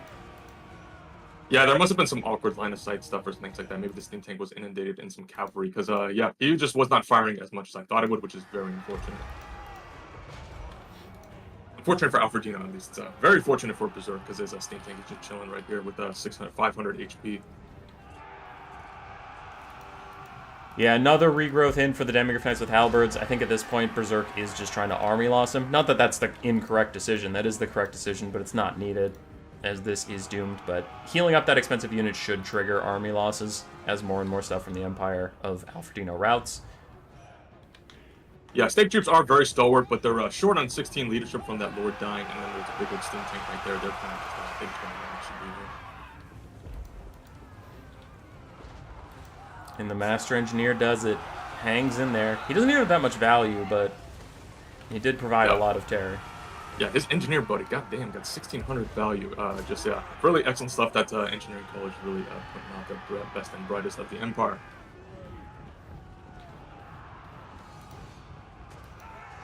And we didn't highlight it too much, but that Mercurial shot on him is actually really good, because he was able to get a couple really nice side shots onto the Sternler's Revenge and really beat them down, which is really nice, because that's, again, another piece of armor-piercing range that could...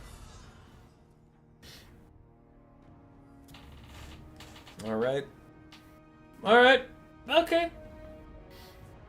Marcus brought a bow to a gunfight. Yeah, that'll happen. Yeah, pretty much. Or he brought a bow to a tank fight, really.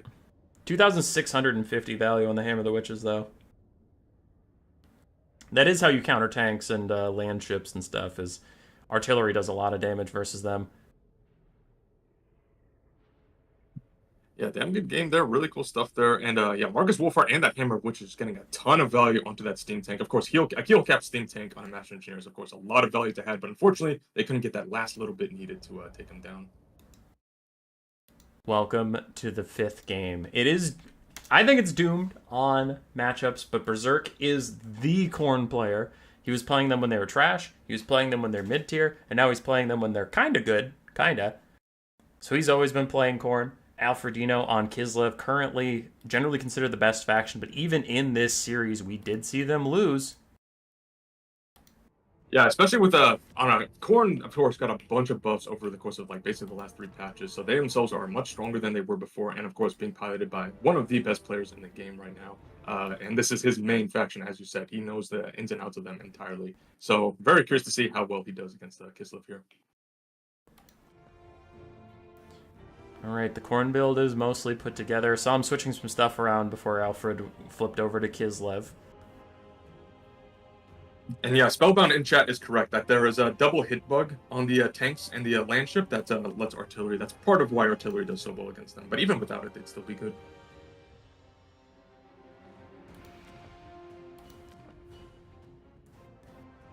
Berserk playing the game we've all played many times where he needed 100 more gold. Yeah, pretty much. I play a lot of High Elves, so I see that a lot. I saw him switch out 2 Marauders for a Chaos Warrior with Halberds, and then he was 100 gold short, so he was like, how do I make my Lord 100 gold cheaper? Alright.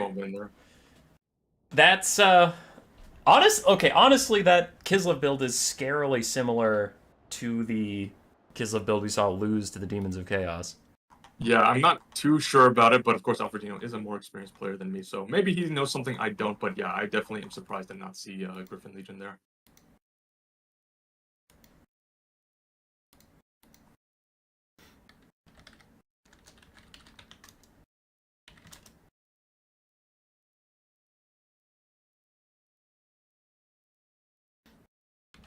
Sorry, they're playing on the same map. I'm informing them that. Oh yeah, it looks like they forgot to switch maps.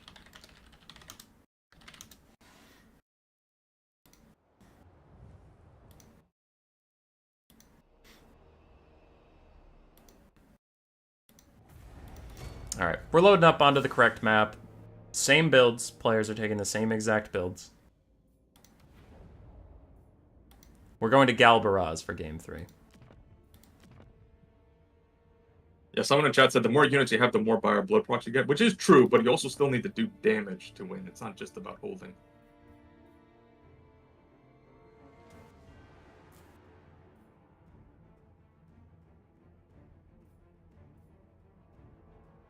Alfred's probably stepped away during the loading screen. Why that map was wrong? I missed it? It was the same map. So they hadn't switched it. They were playing the same map twice in a row. Yeah, now we're on Galbaraz. Yep. Which I told the players the maps ahead of time. So if they made any adjustments to their builds because of the map, and then you load in on the wrong one, it would be kind of messed up to be like, oh, just play it out. And they're like, but I specifically brought like a crusher to put in this patch of trees, but the trees aren't there, so now my crushers are just out in the open and they're gonna die. Like, you know. Mm-hmm. So when we told the players the builds, the maps and the matchups way ahead of time, it is just important to make sure everything goes as planned, so that nothing jank happens and then someone's like mad or something, because, you know, it's like, we said it would be on this map, it's going to be on this map. Mm-hmm. Okay, so which of our armies do you want to cover? Do you want to cover Kislev or Khorne? I got Kislev last time, you can take him this time. Alright, gotcha. So for our forces of Kislev here, we got looks like 4 armored Cossars going to be that main frontline unit. You also have a bunch of Kislevite warriors with those halberds, ready to be just another source of infantry buffering here. You also have just an unholy tide of horse archers and dervishers coming in here. Looks like 4 Kosovo dervishers and 4 horse archers, just for a ton of mobile presence here. Very curious to see how they do. You also have, oh my god, is that Tsarina Katerin on her Frostworm? That is very funny and very shocking to see in Game 5. They did get buffed, in my experience. Like, I remember that CA was saying, hey, we're comparing it to a Carnosaur. The problem with that is Carnosaurs are actually kind of bad. So, yeah, very curious to see how that goes. But she's coming in with that Snow Leopard Summit, that Ice Maiden's Kiss, and that Crystal Sanctuary. Another very big surprise there. Probably expecting, in case she gets died by, like, Minotaurs or something like that, trying to give her that 80% ward save with 35 seconds, too. But, yeah, very, very interesting to see how that goes. And, of course, you just have some Kossar Spears in the back line for some extra Daka. On the other side, we do have a Herald of Khorne on his Blood Shrine, with various buffs, but also regeneration when he is in melee combat. A bunch of Bloodletters of Khorne, as we saw in the Demons of Chaos game, very good at cleaving through the Kislev frontline. We have 1 Chaos Warrior of Khorne with Halberds, a Marauder, a Skull Cannon for a little bit of kiting presence, only 1 Minotaur, which I think is the most surprising thing to me about this build. So a Chaos Knight, a Minotaur with Grey Weapons, 2 Flesh Hounds, one of which is the Hounds the Blood Hunt.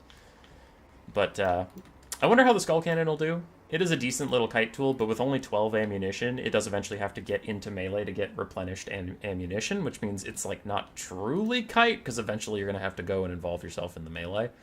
I'm curious. I am worried about the Kislev build lacking DPS. It is just bodies, bodies, bodies. But I mean, Khorne charges up army passive off of kills, and then eventually you do have to like actually kill somebody. So I don't know what all these bodies are blocking for. I am suspicious, but I have been more suspicious of other Alfredino builds in this best of 5, and those worked out. So I'm, I'll give it the benefit of the doubt because again, I am less suspicious of this than the Beastmen build that worked out. I'm less suspicious of this than the Vampire Coast build, which I guess that one didn't work out. So. Yeah, who knows? Maybe we will see the first Frostworm carry in the history of the game. Very curious to see how that goes. Maybe Alfredino knows something I don't. But yeah, it's a very cool unit. It looks great, has cool animations, but in my experience, it's very, very bad. So Alfred's going to do his best to kite it out a little bit with 4 Horse Archers, get their poke down. Onto the Bloodletters, onto the Fleshhounds, onto the Minotaurs if he can. Really wants to avoid shooting at the Chaos Warriors, Marauders, and Chaos Knights. Though it looks like he's actually going after the Chaos Knights anyway, despite their high armor and bronze shield. Maybe he's just like, damage is damage, and Khorne can't heal it. Yeah, pretty much. It's not like he has any like range, like he doesn't have Streltsy or anything like that, so it's not like he has like gun lines or something like that to try to damage them, or Little Grum either. Yeah, there really isn't much, unless those Chaos Knights just sit into infantry or just sheer volume of fire, I think is what he's going to be relying on to kill them. Otherwise, yeah, that's a very tanky unit against this Kislev army. Zarina is charging out. She brought Crystal Sanctuary so she can give herself 80% damage resistance if she just AFKs, because it does force her to sit still. And that was a really good charge through the Bloodletters. She's starting to fall back now, takes a bit of damage on the retreat. Yeah, I'm not sure if that was that useful. At least you got some damage in, but you still took some back with that. And like Katarina is like more important to this army than the rest of them. Because without Katarina and with the on-paper damage of the Frostworm, I really don't know where the damage is coming from for Kislev. We'll have to find out. Can you just outstat them? That is a Tim the Wilder special. He had a build into me that felt hopeless for me to win when he just brought like literally 19 infantry and just statted me. He's like, deal with all of this. Yeah, the Unholy Tide of Bodies can be a very big value in and of itself. Armored Kossars running up to deal with the Bloodletters, but we saw how that went in the Demons of Chaos game. We'll have to see how long it holds now. Yeah, those Horse Archers are getting aggressive through their infantry to try to just break that charge at the very least. They won't do it. They'll do a bit of damage actually, since those Bloodletters are very low armor, but they're going to be wanting to pull out because they just don't want to sit in combat with them. He used Crystal Sanctuary on his Kossovite Dervishes, giving them 80% damage resistance on the front line. So he's using one of the Dervishes as a frontline piece with insane tankiness from that damage resistance. It can't retreat, but it's not like he really wants it to be fair. And down here, the Chaos Knights of Khorne are taking a lot of damage. Armored Kossars with the pistols turning and firing into this area, while the Frostworm chases down the Herald of Khorne, making sure he can't sit comfortably. But has she overextended? The Minotaurs are coming in, and Alfred needs to bail out of this fight immediately. Yeah, she has no Crystal Sanctuary to try to bail her up, so if they can get us around, they will just do crazy damage into them. The ranged of Kislev is trying to fire in here as Fleshhounds of Khorne and Minotaurs of Khorne are starting to surround her, but she's using that big body, the big dragon, Frostworm, sorry, but the big dragon thing to get out. Snow Leopard Summon is going to try and damage the Minotaurs a little bit, but he's getting out. And Kislev is off to a very early damage lead. They are currently 2-1 on damage for now. We'll see if that continues. Yeah, it looks like maybe that Unholy Mantide may be proving us wrong here, because they still are able to get some pretty solid damage out, while also just really, and also that Crystal Sanctuary in that one flank was really big, because it basically just like disrupted the entire Khorne advance on that right side, so it basically made it so that it was like lopsided. So the left side was going in, you can focus all of your Daka onto them, and then now that right side is moving in, so you can try to focus on them. For Berserk, his Minotaurs are still trying to catch Katerin, but they are now alone as the Horse Archers and Kossar Archers are all pouring fire into them. The Fleshhounds are gone. The Skull Cannon has to be in melee for now. It's trying to get some ammunition back. And the Kislevites are holding. Armored Kossars are getting chewed up by Bloodletters, but there's 5 Kislevite Warriors, 5 Armored Kossars. There's so many bodies that, sure, you can win a 1v1, but can you win a 2v1? Can you win a 2v1 and then a 1v1? And the answer is looking like no, as the Bloodletters are running out of momentum pretty quickly as the fire continues in. Minotaur's taking a lot of damage, and so far the 2 things left for Khorne are the Skull Cannon and the Shrine, which do not want to be left alone on the battlefield. Yeah, it's a classic Swordmaster Poet problem where you will beat the brakes off of something like a Marauder, but that is going to drain your vigor a lot from it being in combat, which makes you less and less and less cost-effective against just this Unholy Tide of Bodies as you keep on fighting. Things are looking decent for Kislev right now, but the bounce power has stabilized and even gone back to the middle a little bit, as Kislev is starting to take a lot of damage. That front line is finally running out of gas, and now the archers, the ranged units that were doing so much damage before, are starting to have to be your new front line, and that is much more problematic. Another Bloodletter is picked off by Tsarina in the distance, but there's still some Bloodletters, there's still some Minos next to the Skull Cannon, and there is a full health Halberd of Khorne, which we'll see if Alfred has what it takes to take that thing out. Yeah, curious to see how that goes. Kislev still does have a lot of their horse archers left, so they still have just a big, like, mobile presence here, and just a little bit of ammunition left, about, like, looks like roughly 6 volleys left between them, for all of them. So still some damage left that should be enough to at least whittle down that Minotaur unit, because 70 armor is nice, but still it's not super impervious against range. Yeah, the Minos are taking some damage, so are the Bloodletters here. The Halberds are my big concern. We'll see if Berserk can leverage them into a win. Yeah, and of course, being a Khorne unit, they do have Frenzy, which means the Halberds will punch against infantry better than a standard Halberd unit, so they still can do some pretty decent clearing. And of course, Zarina and Katarina won't be able to clear them out too well, because just Ice Maiden's Kiss just doesn't punch through armor well. Plus, they have that 35% spell resistance. Zarina did bring her Ice Maiden's Breath. While it isn't amazing armor piercing, like if you get into a late game where it's just Halberds, you can feed one unit at a time and spam out Ice Breaths to try and whittle them down. But for now, he's spending all of his ammo on the Minotaurs and the Bloodletters since they're unshielded and low armored and whatnot. He is just trying to take them out and deal with the Halberds last. That definitely makes sense. The Tsarina can also cycle charge a lot more freely once those Minotaurs are dead, and there's no threat of netting her into this. Because if the Minos surround her while she's in the Halberds, like literally right now, she could take so much damage, and she's going to pop the Crystal Sanctuary, but that does lock her in place. Yeah, that could be pretty rough right now. Horse Archer is probably going to be piling in there just to try to peel for them, especially these ones that are already on death's door, and especially if they have Fire Blood still available. Berserk's not taking the bait, though. He just leaves her alone. And the Halberds are getting massacred while they leave. Where is Khorne going? Yeah, those Halberds are getting pretty dangerously close to starting to waver, and they just got a lot of Kislevite warriors here just beating them down, just trying to whittle them down little by little as this, there's this little, like, Death Star of Khorne forces here who's just surrounded by this unholy tide of Order units here, and that's just going to be pretty tough to deal with. The bounce power is in favor of Kislev, and I kind of do agree. They just have so many bodies left for Khorne to try to deal with, and Khorne is very beat up right now. I definitely agree. 3 Bloodletters. The Halberds are about to tear her out, and that's going to be GG. Yeah, honestly, the Halberds, they just took a big bite on that charge from Tsarina, and that's just going to be, pretty close armor losses. Your Bloodletters are being banished back to the warp from whence they came.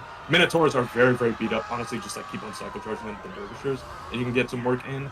And then it's just the Herald of Khorne and Skull Cannon, and we're just thick in this one. Yep, it is down to the 2 shrines versus the world, and the world is an awfully big place. Kislev still has some ammunition, but they also have a lot of halberds, they have spears, and they have an anti-large, armor-piercing duelist monster that, while we meme on it, it can definitely beat 2, like, support chariots. I mean, come on. Yeah, pretty much. And Zarina Katarina maybe trying to flex that anti-large muscle here, try to get some damage in, although she herself is taking a bit of poke in as well. But yeah, all of these horse archers firing in there is just going to wear them down.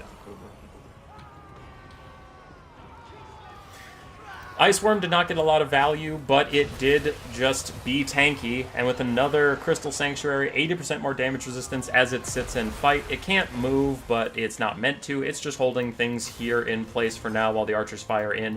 Army losses will take hold, and Berserk put on a hell of a show, played his beloved Khorne, even against the forces of Kislev, but it was not enough. That was actually kind of a scary game for a little bit there. I thought Alfred's spine might break when, like, it was going really well in the early game, and then when the front line faltered, it was like, ooh, I don't know about this, but those halberds didn't hold up nearly as well as I thought they would. They got surrounded by dervishes and still took a lot of damage, which, like, again, I was thinking that, like, maybe they get surrounded by dervishes, and sure, there's, like, 70 dervishes versus 1 halberd, but, I mean, that's like 70 marshmallows fighting an armored plate. I didn't think it would really do anything, but shows what I know.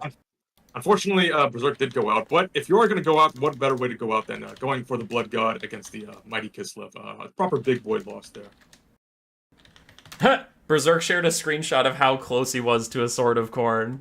It was almost there. Yeah, that's pretty funny. That's like my favorite ability of all the Chaos ones. It's so cool to see. All right, before everybody leaves, there's a second best of 5, so don't go anywhere just yet. For any of you that are like, well, it's over, let's leave. There's a second one. It's Tim the Wilder versus Gentle Rat. Now, one of the players, I honestly forgot which, is not around this weekend, so those games were played ahead of time. We do have those replays. And we'll take a brief intermission while I send those over to my co-caster, Mr. Sunset. I would have done that ahead of the stream, but ahead of the stream was me scrambling to try and get Warhammer 3 to start. So... Yeah, unfortunately, things happen. I didn't exactly have time to send them ahead of time. But yeah, I'll get the blocker back up, because even though it is replays, if you see that there are 3, 4, or 5 replays, that does tell you how the games go. Because if we're on, if there's only 3 replays and you see 1 win, then you know who wins the next 2. So, no spoilers. All right, I'll get those sent to you, update the scorecard, and we will get on with it, huh? All right, sounds good. So these are the ones we need today. This was played on the previous patch, I think. 7.7. When did patch 5.1 come out? But yeah, I think that the 2 Kislev battles really just showed just how good Demons of Chaos are with their versatility. Because if you're Khorne there, I think you would really would have liked to have a bit more mobile presence there, like being able to take something like Fiends that can cycle charge all over the place while still having the bodies of Nurglings, and still being able to take a bunch of Bloodletters is very nice. Especially also, of course, you have magic. Sorry, 1 second.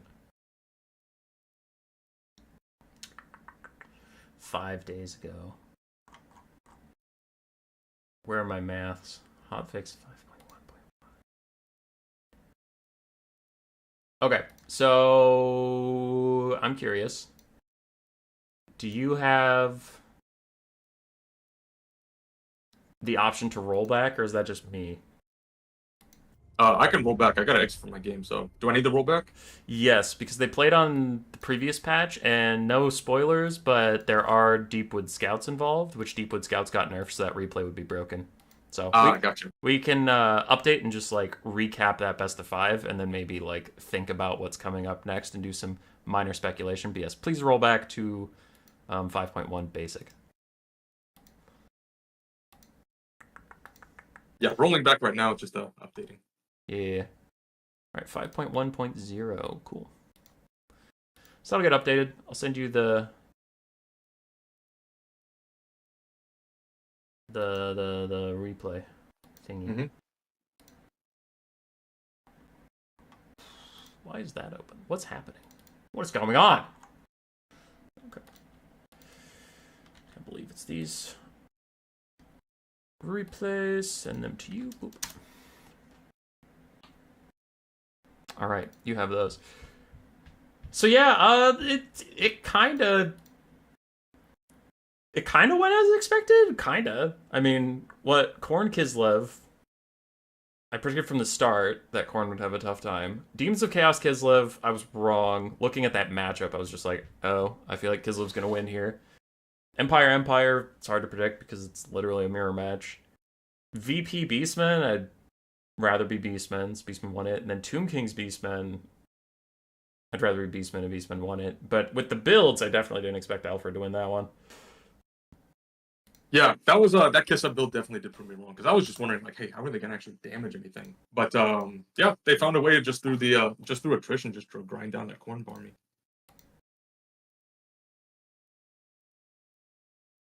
Bye, Cool Biz 3. Hey!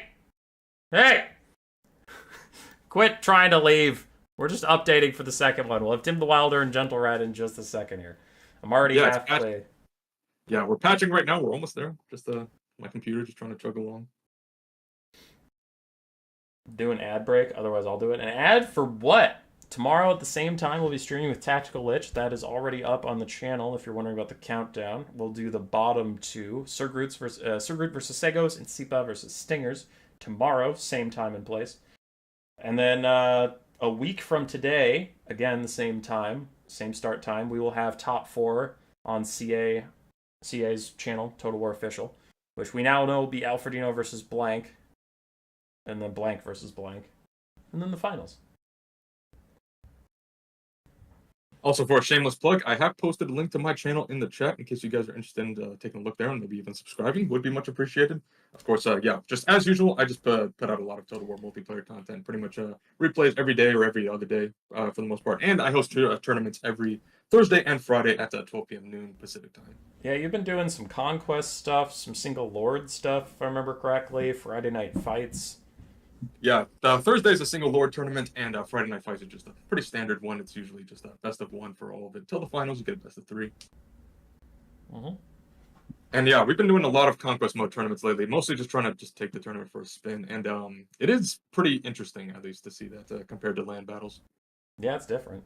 And again, not trying to say conquest is bad, just saying conquest is different. For people that are just like land battles is just conquest, conquest is just land battles, it is different. And like, because that game 2, where Berserk had a very strong Tomb King's core and the Beastmen were just kiting him. I mean, if there was a capture point there, Berserk would have won that game because the Beastmen couldn't beat him in melee in enough time. He would have ticked up on tickets, which like isn't a bad thing. If you hate getting kited, then having a strong melee presence would be a win condition for you. So yeah, you can get some especially different... with Sorry, you go. especially with how conquest mode currently is, because basically, for those who don't know, it's kind of like land battles, except with one big difference is that there's a capture point in the center of the map. Opens up after 1 minute, and generally speaking, it's you need to accumulate 500 tickets for whoever captured it. So it takes about like 9.5, 10 minutes or so to be able to actually capture that one and get up to 500. So some of those like really blobby, like big defensive infantry, just get them right on the point. It can actually be kind of tough for some like kite builds and things like that to just kill the enemy army in time to stop them from winning on tickets.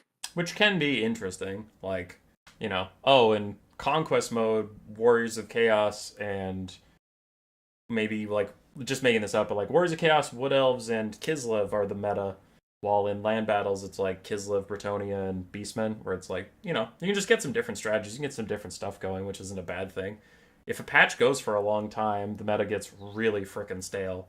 Like the Bretonia, let's just do Grail Knights and spam them and heal them.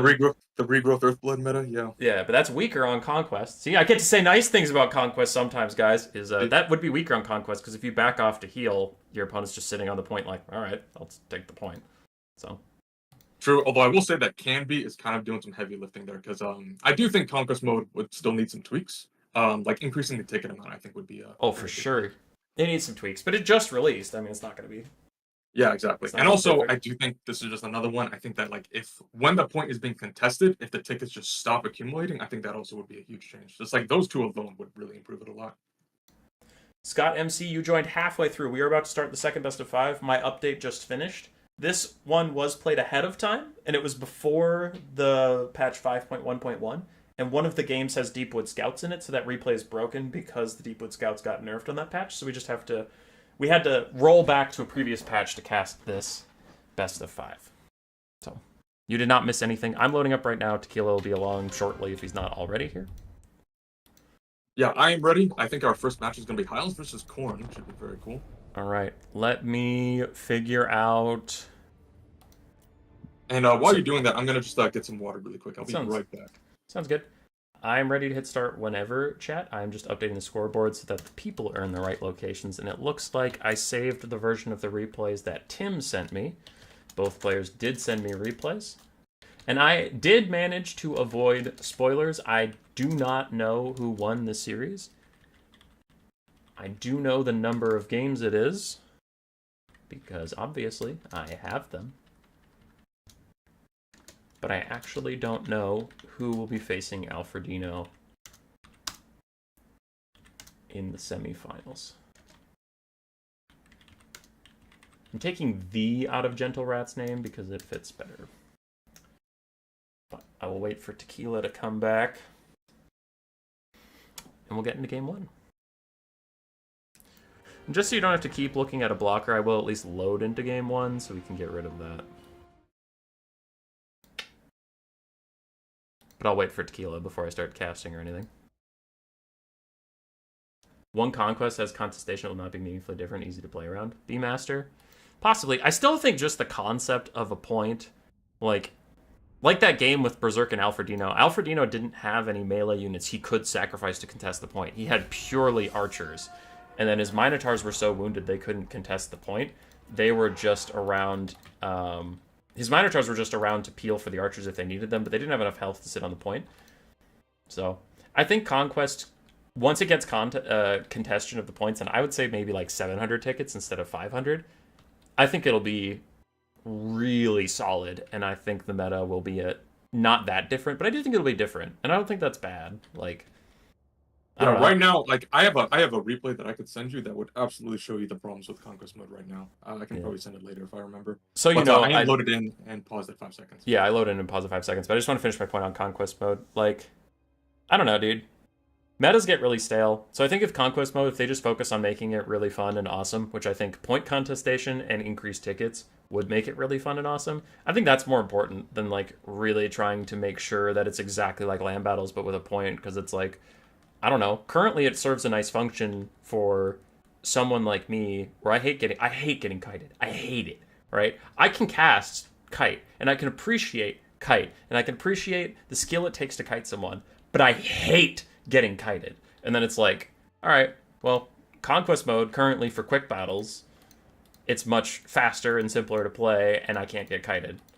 Okay. Oh, I will say that Conquest mode on quick battles is way better than land battle on quick battles, because it really does prevent just like the worst parts of quick battle. Oh yeah, but it's like, and I don't want Conquest to get to a point where kite is just as effective as it is on land battles, because it's currently my place to go if I'm just not feeling like getting kited today.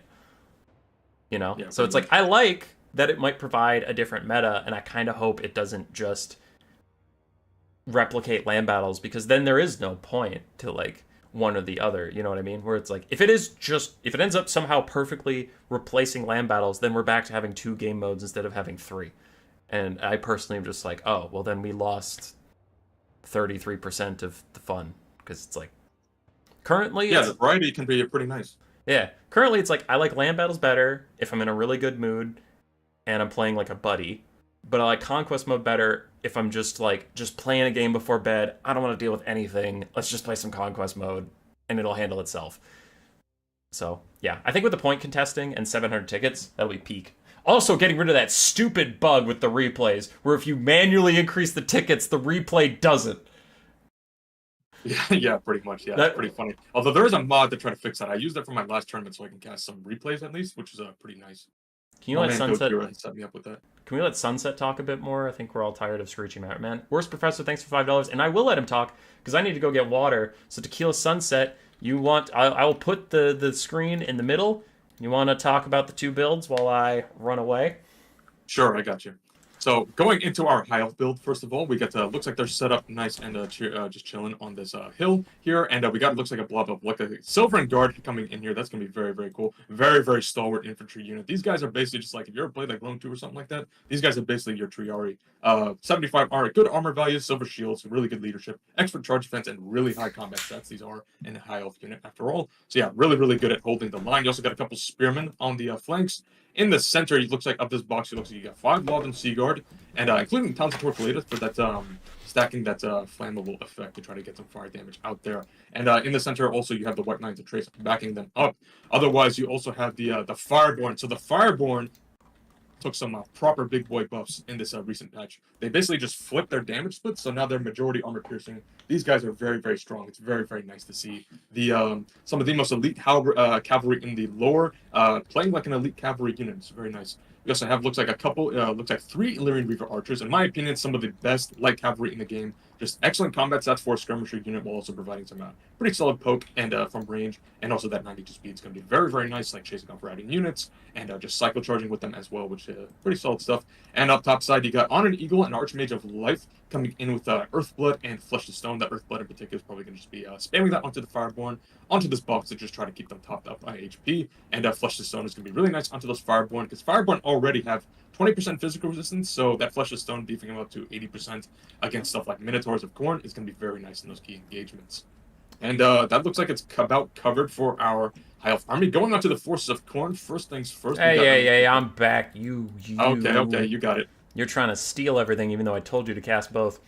Frontline of Marauders, some are dual weapons, some aren't. And then we have a bunch of Minotaurs, 3 of them. 2 have great weapons, 1 is regular. A Skull Cannon, Karanak, our first sighting of the doggo. And this was on the previous patch when he had unlimited uses of his net, so his net was banned. So it looks like the Gentle Rat did not take it, but the Gentle Rat wasn't taking it out of a decision. It was at the time banned because infinite uses was far too powerful. It got nerfed in the hotfix, but this was played before the hotfix. Valkia with Demon Shield and Spear Sleipnir. It looks like we have some flanking Chaos Warhounds of Khorne in both corners. All right, you ready to hit start? Yes, ready. 3, 2, 1, go! Alright, so yeah, Valkia is probably going to be good just as like a heat-seeking missile onto that Archmage. Just be careful not to let, like, if she lands in her, like, Fireborn or, like, White Lines of Trace or something like that, she can get circle beaten just like in her trailer, so you want to avoid that. But still, she'll be good at pressuring that Archmage to try to keep her pushed off. Mm-hmm. I came in halfway through your assessment of the High Elf force, but Archmage of Life is pretty strong. Earthblood and Flesh to Stone will offer a lot. Khorne doesn't have a ton of magic damage. His Bloodletters do, but as we can see here, there's not a lot of Bloodletters here, so that Flesh to Stone will be very effective versus the Minotaurs specifically. If the Fireborn get into a bad situation, 60% damage resistance can get them through a lot of problems. In fact, they already have 20, so that would be effectively 80%. Yep. Yeah, the Minotaurs are basically just like the bulk of the DPS for this army, so yeah, that's definitely something you want to worry about, especially if you're Fireborn. That's the biggest threat to them, really. And on this map, the High Elves are able to take a hill position because Khorne doesn't have nearly the artillery presence that they have. So you can pretty safely bet Khorne won't take advantage of his hill on this map, and that you can use yours uncontested. It looks like Tim is on top of that, using his Skirmish Cav to fulfill attacking rules and force his opponent to walk uphill and engage him. That's just a good use of the terrain. And unfortunate for Khorne, I mean, he picked Khorne knowing the map, but yeah. Yeah, it looks like those Warhounds are getting sandwiched between the Fireborn and those Reaver Archers. They're just going to get deleted by that stuff. So unfortunate for them, they didn't really have a home to go to in that Vanguard in the corner. So yeah, they're going to get routed off nice and early. And this front line for Khorne, it's Marauders, so they are cheap. But still, losing your infantry support for your Minotaurs is going to be pretty rough with all of these spears around here. Even the Archers have spears. Of course, this is a High Elf block build. Mm-hmm. Khorne is getting uphill. Gentle Rat, his one dog was caught, but it's not the end of the world, as there's another dog behind lurking. And now the Minos are in, fighting against the White Lines of Krace. Yeah, although those Reavers are charging them, and like regular cavalry will beat the brakes off the Hounds, which makes sense, but yeah, still something that is going to be unfortunate for these little doggies, as they're going to be already wavering, and they're going to be routed off pretty quick. Mm-hmm. And in my little mini tier list of the 8 players, I did put Gentle Rat at 7th out of the top 8, and I put Tim, I believe I put him 3rd? No, I put him 5th because his recent games weren't that impressive behind Segos and Sipa, but still, I do think Tim is the favorite here, so if you like underdog stories, you are rooting for both Khorne and the Gentle Rat. Double underdog in this matchup. The Marauders... So it looks like the Spearmen and the Silvern Guard in that center are already routing. Very, very impressive for Khorne, but the White Lines of Trace did step up to try to plug that gap. And the Minotaurs are now fighting on top of them, and there's also these Logs of Seaguard who are going to be able to do some steady poke into them, which is pretty rough for the Minotaurs. It looks like one of them is already below half HP. The other one has lost about a third, and yeah, it looks like them and the other Minotaurs are pulling back, trying to reset their themselves. Yeah, Khorne is trying to leverage their very high melee attack to get through the High Elves' very high melee defense, but it's still such an uphill battle because your melee attack is tied to Frenzy, so if you ever get low, you lose that melee attack, and then you just can't get through them, and it gets even worse for you. Fireborn taking a lot of damage, though. That is quite nice. And actually, I forgot Karanak was in this game. He needs to find that Life Mage and just stalk her around the battlefield with his AoE silence. He could stop her from casting any spells, but since she is flying, that is a bit harder for him to do. Yeah, against Karanak, you pretty much always have to take an Archmage on an Eagle just so you can be able to actually like use your magic. Because that 55-meter AoE silence is pretty brutal on a 95 speed little doggy. Oh, you know what I bet it was for? It was probably for Imric and a Lifecaster. Because the Lifecaster in that situation is always on foot, so Karanak could just follow her around. Yeah, so for that it's pretty easy, but like, yeah, an Archmage is definitely, in my opinion, Archmage on an Eagle is like a must take in the Khorne, any faction that has a Karanak. Although Demons like Chaos, now you're worried about getting blue fired, or like a Vein. Mm-hmm. It looks like a lot of this Khorne army is having to pull back. Those 2 Minotaurs got really beat up, and they are routing. And there's one left who's now in the front line fight, and also themselves routing. And so yeah, the punch for the forces of Khorne are pretty beat up right now. And I'm actually not sure what deals with them, because the Fireborn still have half their monos left, so there still is a bit of healing left for them. And even without that, there's just not much here that can damage them particularly well. They can just cycle charge this infantry. No problem there, and they kind of the battle is their oyster so far. So Valkia could get a 3-man Spear Sleipnir on the high ground where this Skull Cannon is going nuts. Do you see it? Yeah, I saw that. That was a pretty solid there. I think she's yeah, still has one of the. Oh, she's trying to do it, but Tim's dodging just as it's coming in. Dang it! That would have been so just beautiful. Let the thing light up. Yeah, good control from the High Elves, trying to mitigate the damage coming in from there. Otherwise, that would have been a beauty. But yeah, So they still have plenty of archers left. They have plenty of spears left as well. It's just, I think it's just gonna be pretty rough for Khorne to just deal with all these high elven bodies. There's just a lot of melee defense left on the field, and High Elves, their big weaknesses, their HP pools are not so great, but right now they're looking just fine, especially with the beleaguered Khorne forces. yeah, at this point, the bounce power is wildly inflated because Karanak's expensive, Valky's expensive, and the Skull Cannon's expensive, but they can't kill these specific types of units like mass spears, mass archers, a flying lord. So like, the balance of power can't factor in the reality here, and I think the High Elves are wildly ahead at the moment. Yeah, now the Fireborn are going to get a surround onto that Skull Cannon. They should be able to do some pretty damn good damage into him with their armor piercing and into large. Yeah, we're already seeing him burst down really, really quick. His leadership is dropping even faster. And Karanak himself, like, what's he going to do against all these spears? He's just not that kind of, he's just not built that way. Now, the Fireborn do need some healing badly, but the last 3 characters on the map for Khorne do fire damage, so it's going to be much harder for Tim to heal them up. It's kind of like shedding tears because your window broke in a house made out of gold. I mean, you have a lot of things going great for you, but yeah, it kind of sucks that you can't heal your Fireborn. Yeah, pretty much. And at least they did get an Earthblood on them, it looks like, so that's going to be nice for them. Although that caster did take some miscast damage, but I think she's just fine sitting up in the sky. There's nothing Khorne can do to pressure her. It's not like they have rampages or something. Oh yeah, she's chilling. And she doesn't really need to be that active, as Tim is just setting up all of his archers to shoot in. He's focusing on the Skull Cannon, it looks like, because he wants to take out the ranged potential so that he can't get kited, and then it's like Karanak and Valkyrie are just going to have to grind through Silver and Guard. Yeah, like the thing with also with Archmages, on the Eagles in general just are not really that great right now. You take them to protect your Archmage, you don't take them to let her do damage, really. Yeah, Fireborn are getting beat up, so it looks like they're going to be going off into that Sweet Night, but there still is plenty of White Lightning Trace coming in here. Plenty of spears left and plenty of Archer Fire. I turned my camera at the Fireborn and one just gets smoked by the Skull Cannon. Yeah, it's pretty funny. Like, the rider goes flying and the horse keeps running forward, like, what happened? I didn't know that animation was in the game. Much lighter. What happened? That was pretty funny. Alright, Skull Cannon's about to Pneumatic Instability crumble, and from there, it is just officially GG. Like, there is nothing Khorne can do about this situation. Fireborn came back for a second, but then just decided that, hey, this battle's decided already, let's just go home. And now, yeah, Skull Cannon is being banished back to the Warp, and Valkia and that Khorne are kind of just going to get circle beat by spears. Wait, what about Sword of Khorne? Like, if the Sword of Khorne takes out that full health Silverin, does that actually change this matchup at all? I'm trying to think.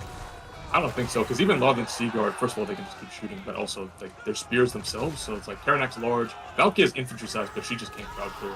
Skull Cannon's now done, so, yeah, I just Karanak's dead too. Now I just want a Sword of Khorne because it's my favorite army ability, but it doesn't look like it's going to happen. Army Lost takes care of the Gentle Rat for game 1. So yeah, Khorne did put in a valiant showing, but I think in the beginning they could have used a bit more patience to try to get a bigger surround onto the forces and collapse in. And those Minotaurs just going in like right into the front, I think was a bit rough because like the archer line could just focus in on them right at the beginning while they were fighting on top of spears, which was pretty rough because they did take an early engagement. Mm-hmm. Just scrolling through the values again. I don't really want to stop and announce all the values for every single unit, but. For the High Elves, all their ranged units got good value, while their melee units didn't. So the Silver and Guard are more about just holding than really killing anything. Yeah, Fireborn did pay for themselves, got a lot of damage onto those large units. And the Reaver Archers, all 3 of them did very, very well. In my experience, these are just a great unit for the High Elves, just a really stalwart bread and butter unit. Uh-huh. What faction do you main again? Yeah, and Karanak, he only got 645 value, because against all these spears and stuff like that, and with the Archmage up and the Eagle, he really just didn't have any targets to actually hit, so... And the Eagle can, of course, fly out of that silence range, so... Unfortunately, he just didn't have much to do here. Rest in peace, Karanak. That was the thing, even when he had the infinite net, I wasn't sold that he was going to be OP, because he is like 1,500 gold, and he's a hero. I think he was OP on Demons of Chaos because they compare him with a bunch of lords that Khorne doesn't have access to. Like, if you have him and with his net pre-nerf, and also like a Bavane caster, the enemy lord just can't play the game. I am loading into the second replay and pausing at 5 seconds. Boop. Let me know when you get there. Before the meantime, we have Wood Elves versus Beastmen I'll let Mr. Sunset cast the Wood Elf build, since we haven't seen any of those today. So for the Beastmen of Tim the Wilder, we have Malagor Dark Omen with Enfeebling Foe and Flock of Doom. Centaurs and Centaurs of Zinch. Centaurs with Throwing Axes. It's all Centaurs all day, as he has a total of, I see 5 over there, 4 over here. He has 9 Centaurs. Very strong unit after, I mean, they were already strong. They were already one of the best units in the game. And then they got that animation update that made them even better.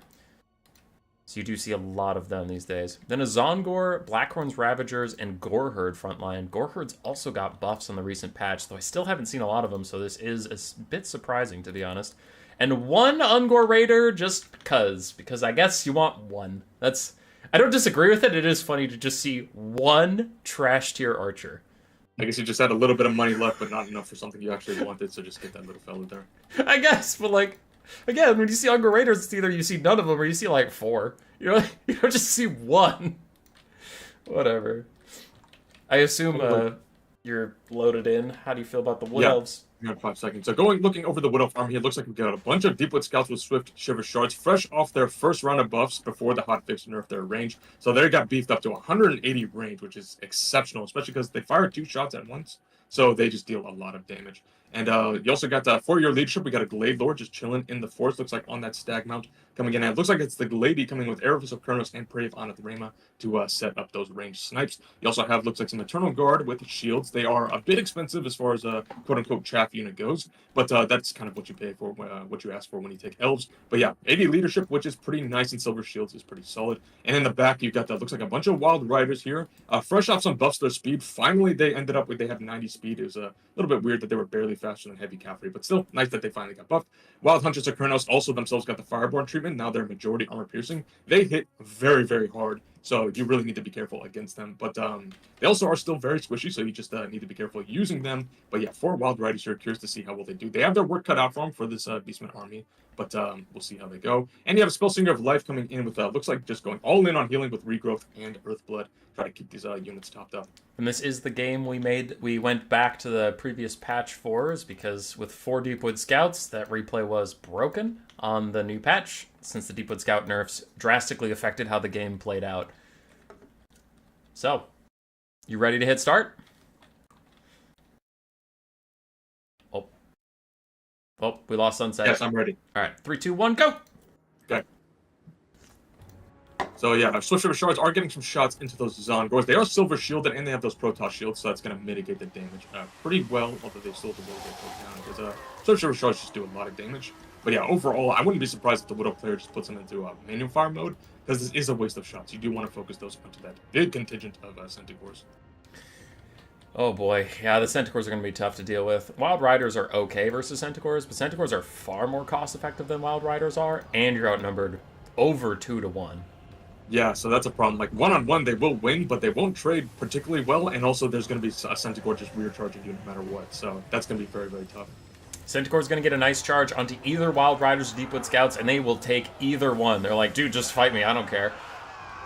Yeah, pretty much. We're already seeing those Wild Riders starting to take some pretty good damage here. And Enfeebling Foe going down onto those Wild Riders, but there's an Earthblood coming in also to try to keep them topped up. But I don't think that's going to save them. They're already down to half HP.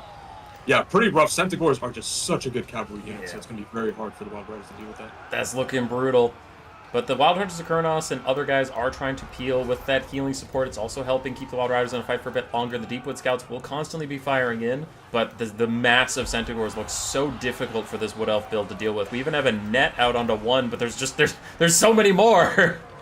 Yeah, net going down onto this one in the center, but even on the other flank, you have these Wild Riders just getting bursted down so dang fast. Just like in 5 seconds, they're down to half HP with these 2 Centaurs collapsing onto them. And there's another Centaur just rounding around, and they're going to be able to dive onto these Swift Shiver Shards, no problem. Yeah, it's just so hard to deal with Beastman Rush for the Wood Elves. They just don't have the width. Wood Elves are currently a little ahead, like just the teensiest bit on the balance of power, but I think that is about to change as a regrowth is healing up the Wild Hunters of Kronos. Other than that, these Deepwood Scouts are about to lose everything to the Centaur rush that is coming for them. We haven't talked about the Gore Herds of the Eternal Guard because they literally don't matter in the outcome of this battle. Yeah, this is a cavalry fest here, and the cavalry for the Beastmen right now are just going gangbusters on these Swift Shiver Shards. All 3 of these ones right bunched up. Big Flock of Doom coming in as well. Overcast 1-2 is going to do a lot of damage there paired with those Centaurs collapsing. Yep, the Wild Hunters of Kronos are doing a good job from the Gentle Rat to try and peel. Like, he has made Tim pay in blood for every inch he's taken, but there is just so much blood to give. And I know we keep mentioning it, but 9 Centigores is an insane amount of Centigores. Yeah, that's just so much pressure to deal with, especially for this faction there. So yeah, Centigores themselves, in my opinion, just the best cavalry unit in the game, just from a cost effectiveness perspective. They're just so damn good ever since 2 changes, I think it was. I think it was the changes to their animations, because apparently there was a bug, even though they were still good with that bug. And also the pursuit changes, because now I think units just make better contact in pursuit, and Centigores are in a perfect position to capitalize. Oh, you are right. The pursuit changes. I didn't even think about that for the Centigores. Now, as the state of the cavalry fight goes, we have 1 healthy Wild Rider. The other 3 are essentially dead. And for the Beastmen, it looks like we have a bunch of half health or just above it Centigores, but again, their weight and numbers could drag down that final Wild Rider. These 2 Swift Charge just about to get collapsed on by 4 Centigores, which is just going to be rough for them. Yeah, one of them looks like the Centigores each got a little bit confused there on the map, but yeah, now they're diving in. Yeah, now we got a bunch of white flags coming up here. Good surround, good surround. The infantry fight is also going to the Beastmen, as Gore Herds and Black Hordes Ravagers and Zongors are better than like 4 Eternal Guards. That's not shocking to anybody. Yeah, the problem for Eternal Guard is they do pay for that armor piercing they get, but it's not armor piercing that they can really use, because nobody's going to sit their armored units, especially against the Beastmen, because Beastmen don't have armor. So yeah, you're kind of paying for stuff that you're just leaving on the table. Yeah. For the Wood Elves, the Glade Lord is kind of neat, but she's not a caster, so then you have to buy a caster, which is added expense. And while the Beastmen just go with Malagor nice and cheap, then they can completely overwhelm you. And I do think this is the right way to play against Wood Elves. You really don't want to take any single expensive thing that's going to carry you the game, because the Wood Elves are so good at sniping single targets down. You just generally want to outnumber the Wood Elves and drown them in bodies.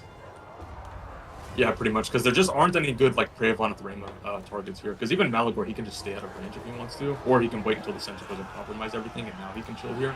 But yeah, otherwise, you just don't have good targets. And the thing about Centaurs that I keep needing to remind myself is they cost just more than a Gore Herd. They cost less than an Empire Knight. Like, when we talk about this unit being fantastic, you might be like, well, my Fireborn trucked on a Glade, a Centaur. You could buy 2 Centaurs and a zombie deckhand mob from the Vampire Coast for the cost of the Fireborn. Actually, wait, the Fireborn are 1,800, aren't they?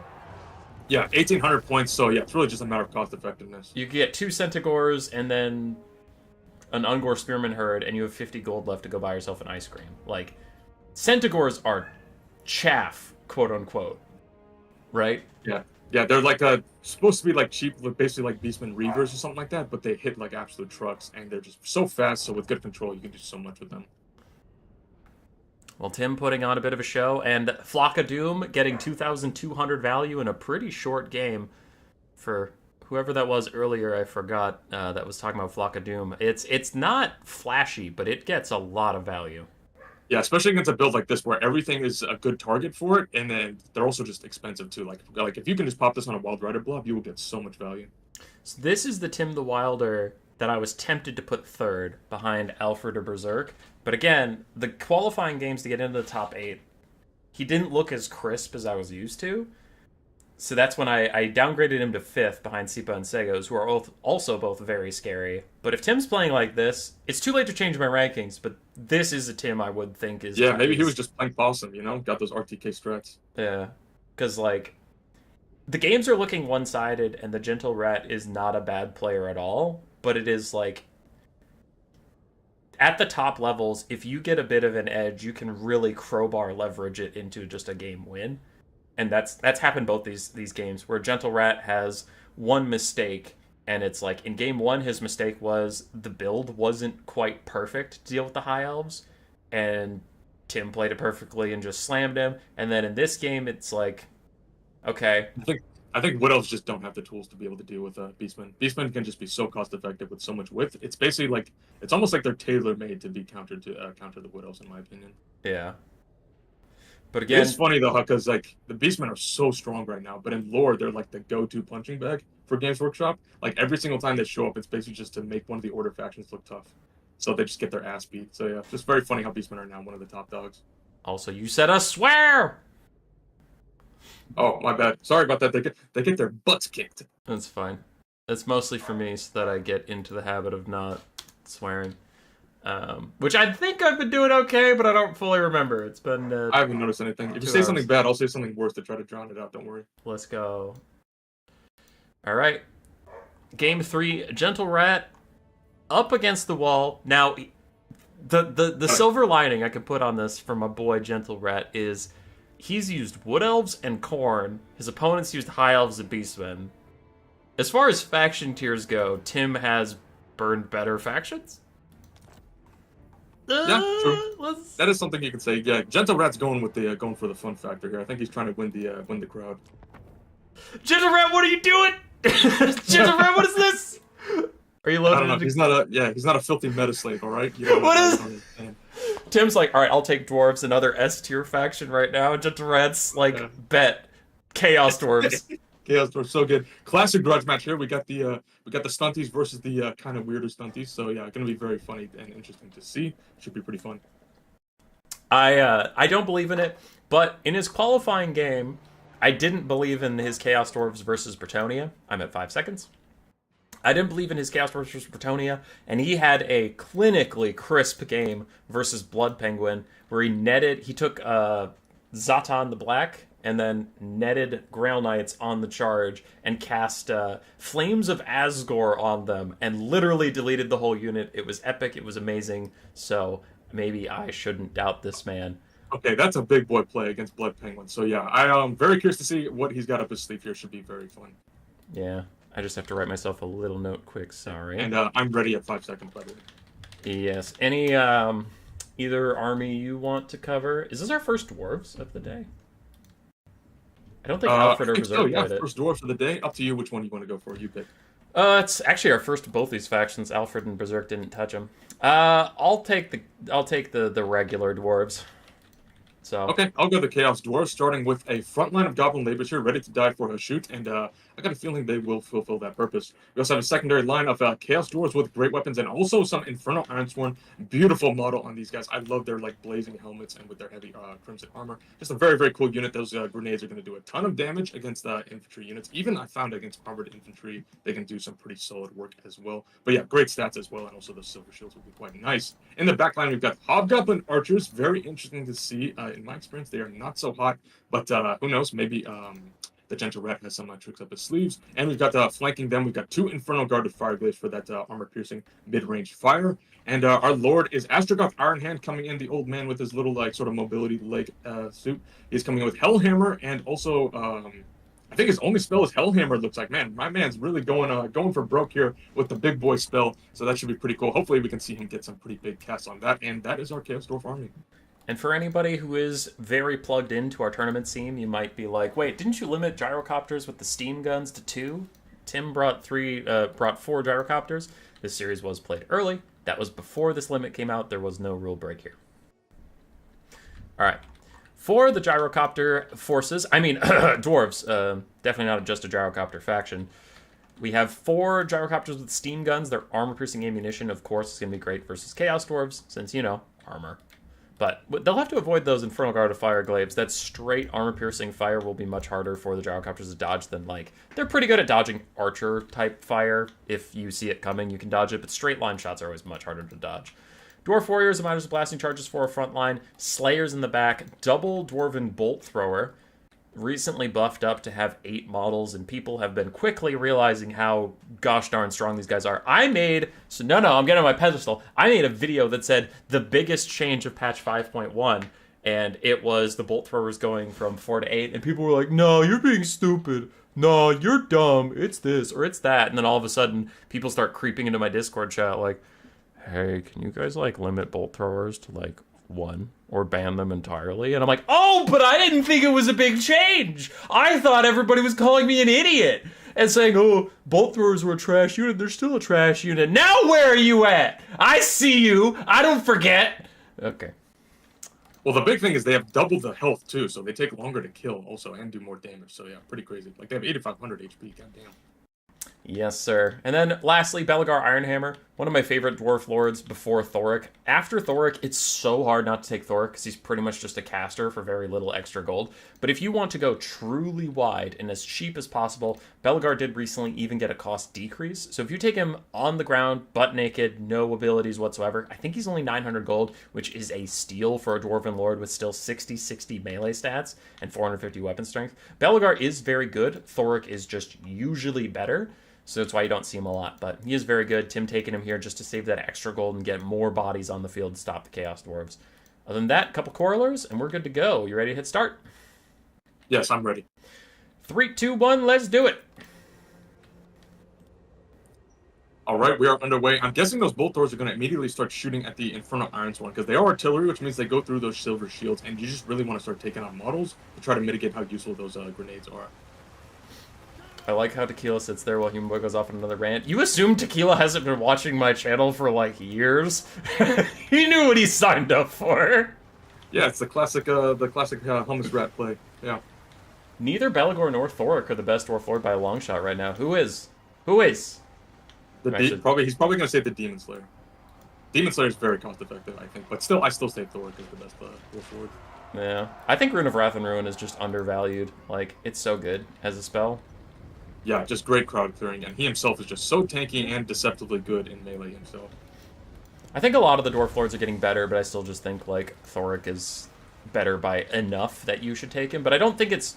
Again, I don't think it's trolling to take Bellegar right now. Like, after the Thoric nerfs over the last, like, 8 patches slowly and Bellegar buffs, it's not trolling at all. It's just like, I think it's slightly more effective, but either's fine. Yeah, considering how Dwarves are cost-effectiveness of the faction, taking a really cheap Lord is in and of itself a very good quality. The Gyrocopters and Bolt Throwers making these Infernal Guards lives a living hell, and if the Infernal Guard can't fend off the Gyrocopters, then Gentle Rat is in an awful spot, because the rest of his army is just going to be food for them over the course of the game.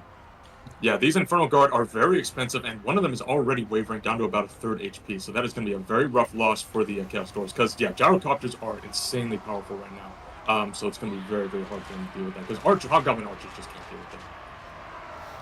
Bolt Throwers still firing over at those guys. I imagine the Bolt Throwers don't have a lot of targets they wanted to be here. No Kadai Fireborn, no Giant Bull Mounts, but they're doing their best to still be effective here.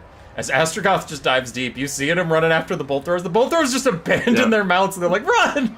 Yeah, they're just pulling out. He is infantry size, so those Slayers aren't going to be able to kill him very much, but he also doesn't have the best mass these days, so if they can block him up, that'd be good to keep those Bolt Throwers alive. But yeah, those Bolt Throwers are going back. Now they're going to be heading back to their models as Astrogoth tries to dive the other one. Hellhammer looks like it's coming in here. Is he going to get the hit before they dodge? He does. He gets those Miners and those Corridors, but that spell resistance does really help out.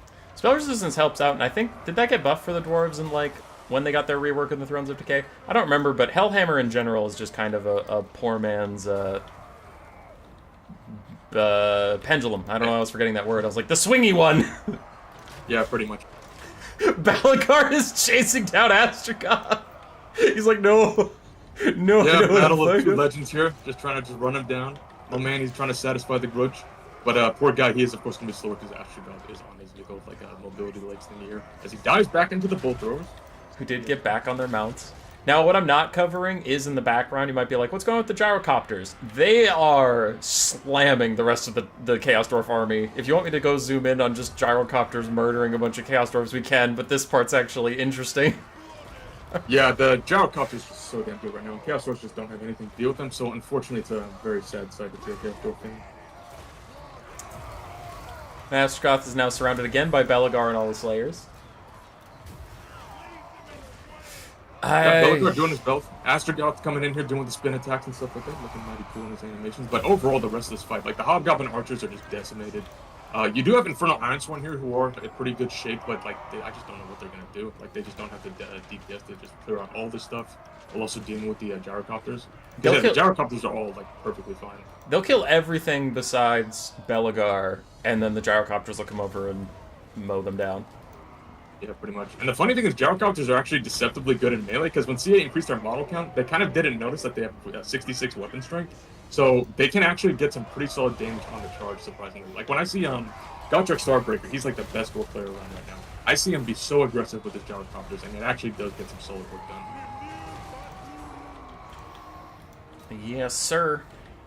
Bolt Thrower about to be shut down as the Infernal Ironsworn will chase them, but I don't think the Dwarves mind. Their Bolt Throwers did their job, but they didn't even do their job. Their job wasn't on the battlefield. There wasn't a large target for them to poke down or anything, but they weren't needed, as without those large targets they were going to poke down, the Gyrocopters aren't in threat either. A beautiful Hellhammer does so much damage to those Slayers. Astragoth trying to fight it out to the very end, but here come the Gyrocopters. It is the Grim Reaper coming for the Infernal Ironsworn, saying, it's time to go, and they say, was I good heavy infantry? And the Grim Reaper says, no.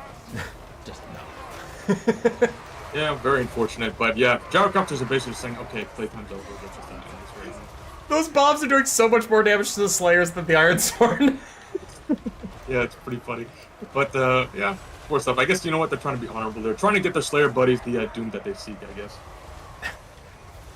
Did I get killed by another dwarf? What? No, you died in a fiery death. That sounds like a Chaos Dwarf thing. Wink, wink, nudge, nudge.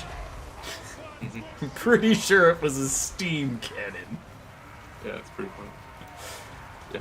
Astragoth and Belegar still trying to just dancing around, just trying to get... Well, right now it looks like Astragoth is just escorting Belegar back. That's pretty funny, because he's not attacking, because sometimes pursuit animations are a little bit funny here. So Astragoth looks like he's just holding in Belegar's hand, just trying to escort him off the battlefield. I don't know if Tim's getting cocky or what, but why did he jump those Gyrocopters straight into Astragoth? Like, Belegar wasn't in that much danger. Maybe just trying to trigger army, just a leadership bomb or something like that. They are kind of, his leadership is tanking down, although now he's just dishing back damage into the Gyrocopters. So who knows, maybe he's just trying to have fun. I don't know. At this point, maybe though, there's Slayers piloting those Gyrocopters, so they wanted to get the proper fight. that's headcanon now for me. Is this Gyrocopter squad was piloted by Slayers? The Royal Slayer Air Force trying to make Grimnir proud. That'd be a good ROR. Malachi's Gyrocopters, and it's all piloted by other Slayer engineers, and they have like... Yeah, that would be pretty sick. They have like 71 melee attacks, still 6 melee defense, but like 71 melee attack and actually sizable weapon strength with armor piercing, and it's like, oh god. Yeah, why not, I guess. Could be a good grudge unit, you know, for the campaign. So yeah, that could be pretty sick. Yeah. So, it was a 3-0. Tim coming out with a rather dominant series, which I do think is unfortunate because I think the Gentle Rat is a better player than this series makes it look. Like, when you get just slapped 3-0, it looks pretty brutal. So I will sing his praises briefly. Gentle Rat played very well to qualify for this. He beat Blood Penguin, who is quite a good player. I've played Gentle Rat a bit, and he is quite strong. As chat was saying, and I didn't want to say too much because you and I knew there was only 3 replays. Like, I sent them to you. You knew it was a 3-0. But the matchups were quite rough. Like, Dwarves versus Chaos Dwarves is Dwarf favorite, in my opinion. What was the first one? High Elves versus Khorne is tough for Khorne, especially on that map where there's opposing hills, but Khorne can't take advantage of the hills. Which, again, before anybody gets mad at me, the players knew the maps before doing the picks and bans. And then... Game 2 was Tim's Beastmen versus Wood Elves. Oh, yeah, which I feel like is very hard for the Wood Elves. So, I felt like Gentle Rat got into 3 bad matchups, but I didn't want to say that at the start, because then it, like... I don't know. I didn't want to tip my hand. To be fair, the Gentle Rat, he took Khorne, Wood Elves, and Chaos Dwarves in, like, the tryhard tournament of tryhard tournaments. So, that's an absolute legendary display from him, in my opinion. Oh, he's a Giga Chad, and he is the nicest person. Yeah, he's a chill dude. I like him. Yeah, if you've ever talked to Gentle Rat, he is a treasure, but he is out of our top 8. And Tim the Wilder, in a very convincing 3-0, that honestly gave me a lot more hope for him in the semifinals that he'll be advancing into. Janet! I'm under attack by Jane. Oh, God! Sorry. My in-laws are here, and they brought their dog, so I'm just wrapping up the stream. I need, like, 2 minutes. Oh, really? Okay, then maybe we'll just wait for this. Okay. Yep, so Tim and Alfredino will go to fight as our first 2 top 4 members. That will be next Saturday, July 20th on Total War Official, which should be pretty hype. Like I said, coming into this, I ranked Tim 5th out of these 8. After that performance, I can't switch my rankings, and I stand by it. We haven't seen Sipa and Segos play yet, but I would put Tim as 3rd on current power strength, unless Segos and Sipa also show up. But I do think Alfredino has quite a series on his hands that I wouldn't have expected before I saw this 3-0. So I do think Alfredino and Tim will be very, very scary. Sir Groot versus Segos and Sipa versus Stingers. I know you're not casting that series with me. Tactical Lich is tomorrow, but do you have any predictions? since you won't be there to defend yourself tomorrow. Sir Groot and Segos, Seepa and Stingers. What are your thoughts? As I said, Seepa is my dark horse in this tournament, so in this last part of the bracket, so I will go with him over Stingers. Not to besmirch the good Stingers name. I think Stingers is a very strong player, but I do think Seepa does have the sauce. And for Sir Groot and Segos, I think it's very close, but I do think Segos does have the edge just because of faction diversity. But Sir Groot is a very strong player. I think that's going to be a very, very good matchup. All right. Well, thank you so much for casting with me today. Like I said, tomorrow, same time as this one, I will be live again with Tactical Lich for 2 more wonderful best of 5s. Thank you to Alfredino, Berserk, Tim the Wilder, and Gentle Rat today. Went very smoothly. Thanks to all of them for doing their picks and bans ahead of time. It kept things nice and swift. We did 2 best of 5s in 2 hours. Thanks to Keela Sunset for hanging out with me. And as I said, my in-laws are here, so go subscribe to his channel. He linked it before, might link it again, but I do have to get going. Goodbye, everybody. Goodbye. Thank you, everyone. I did link it in the chat. Shameless plug, but yeah, go subscribe, please, or I will, I don't know, kill a rat. Bye-bye, guys. Bye. All right, I shut the stream off. I got to get going. Thanks so much. You did great. Love it. Thank you, sir. Much appreciated, and I'll see you later.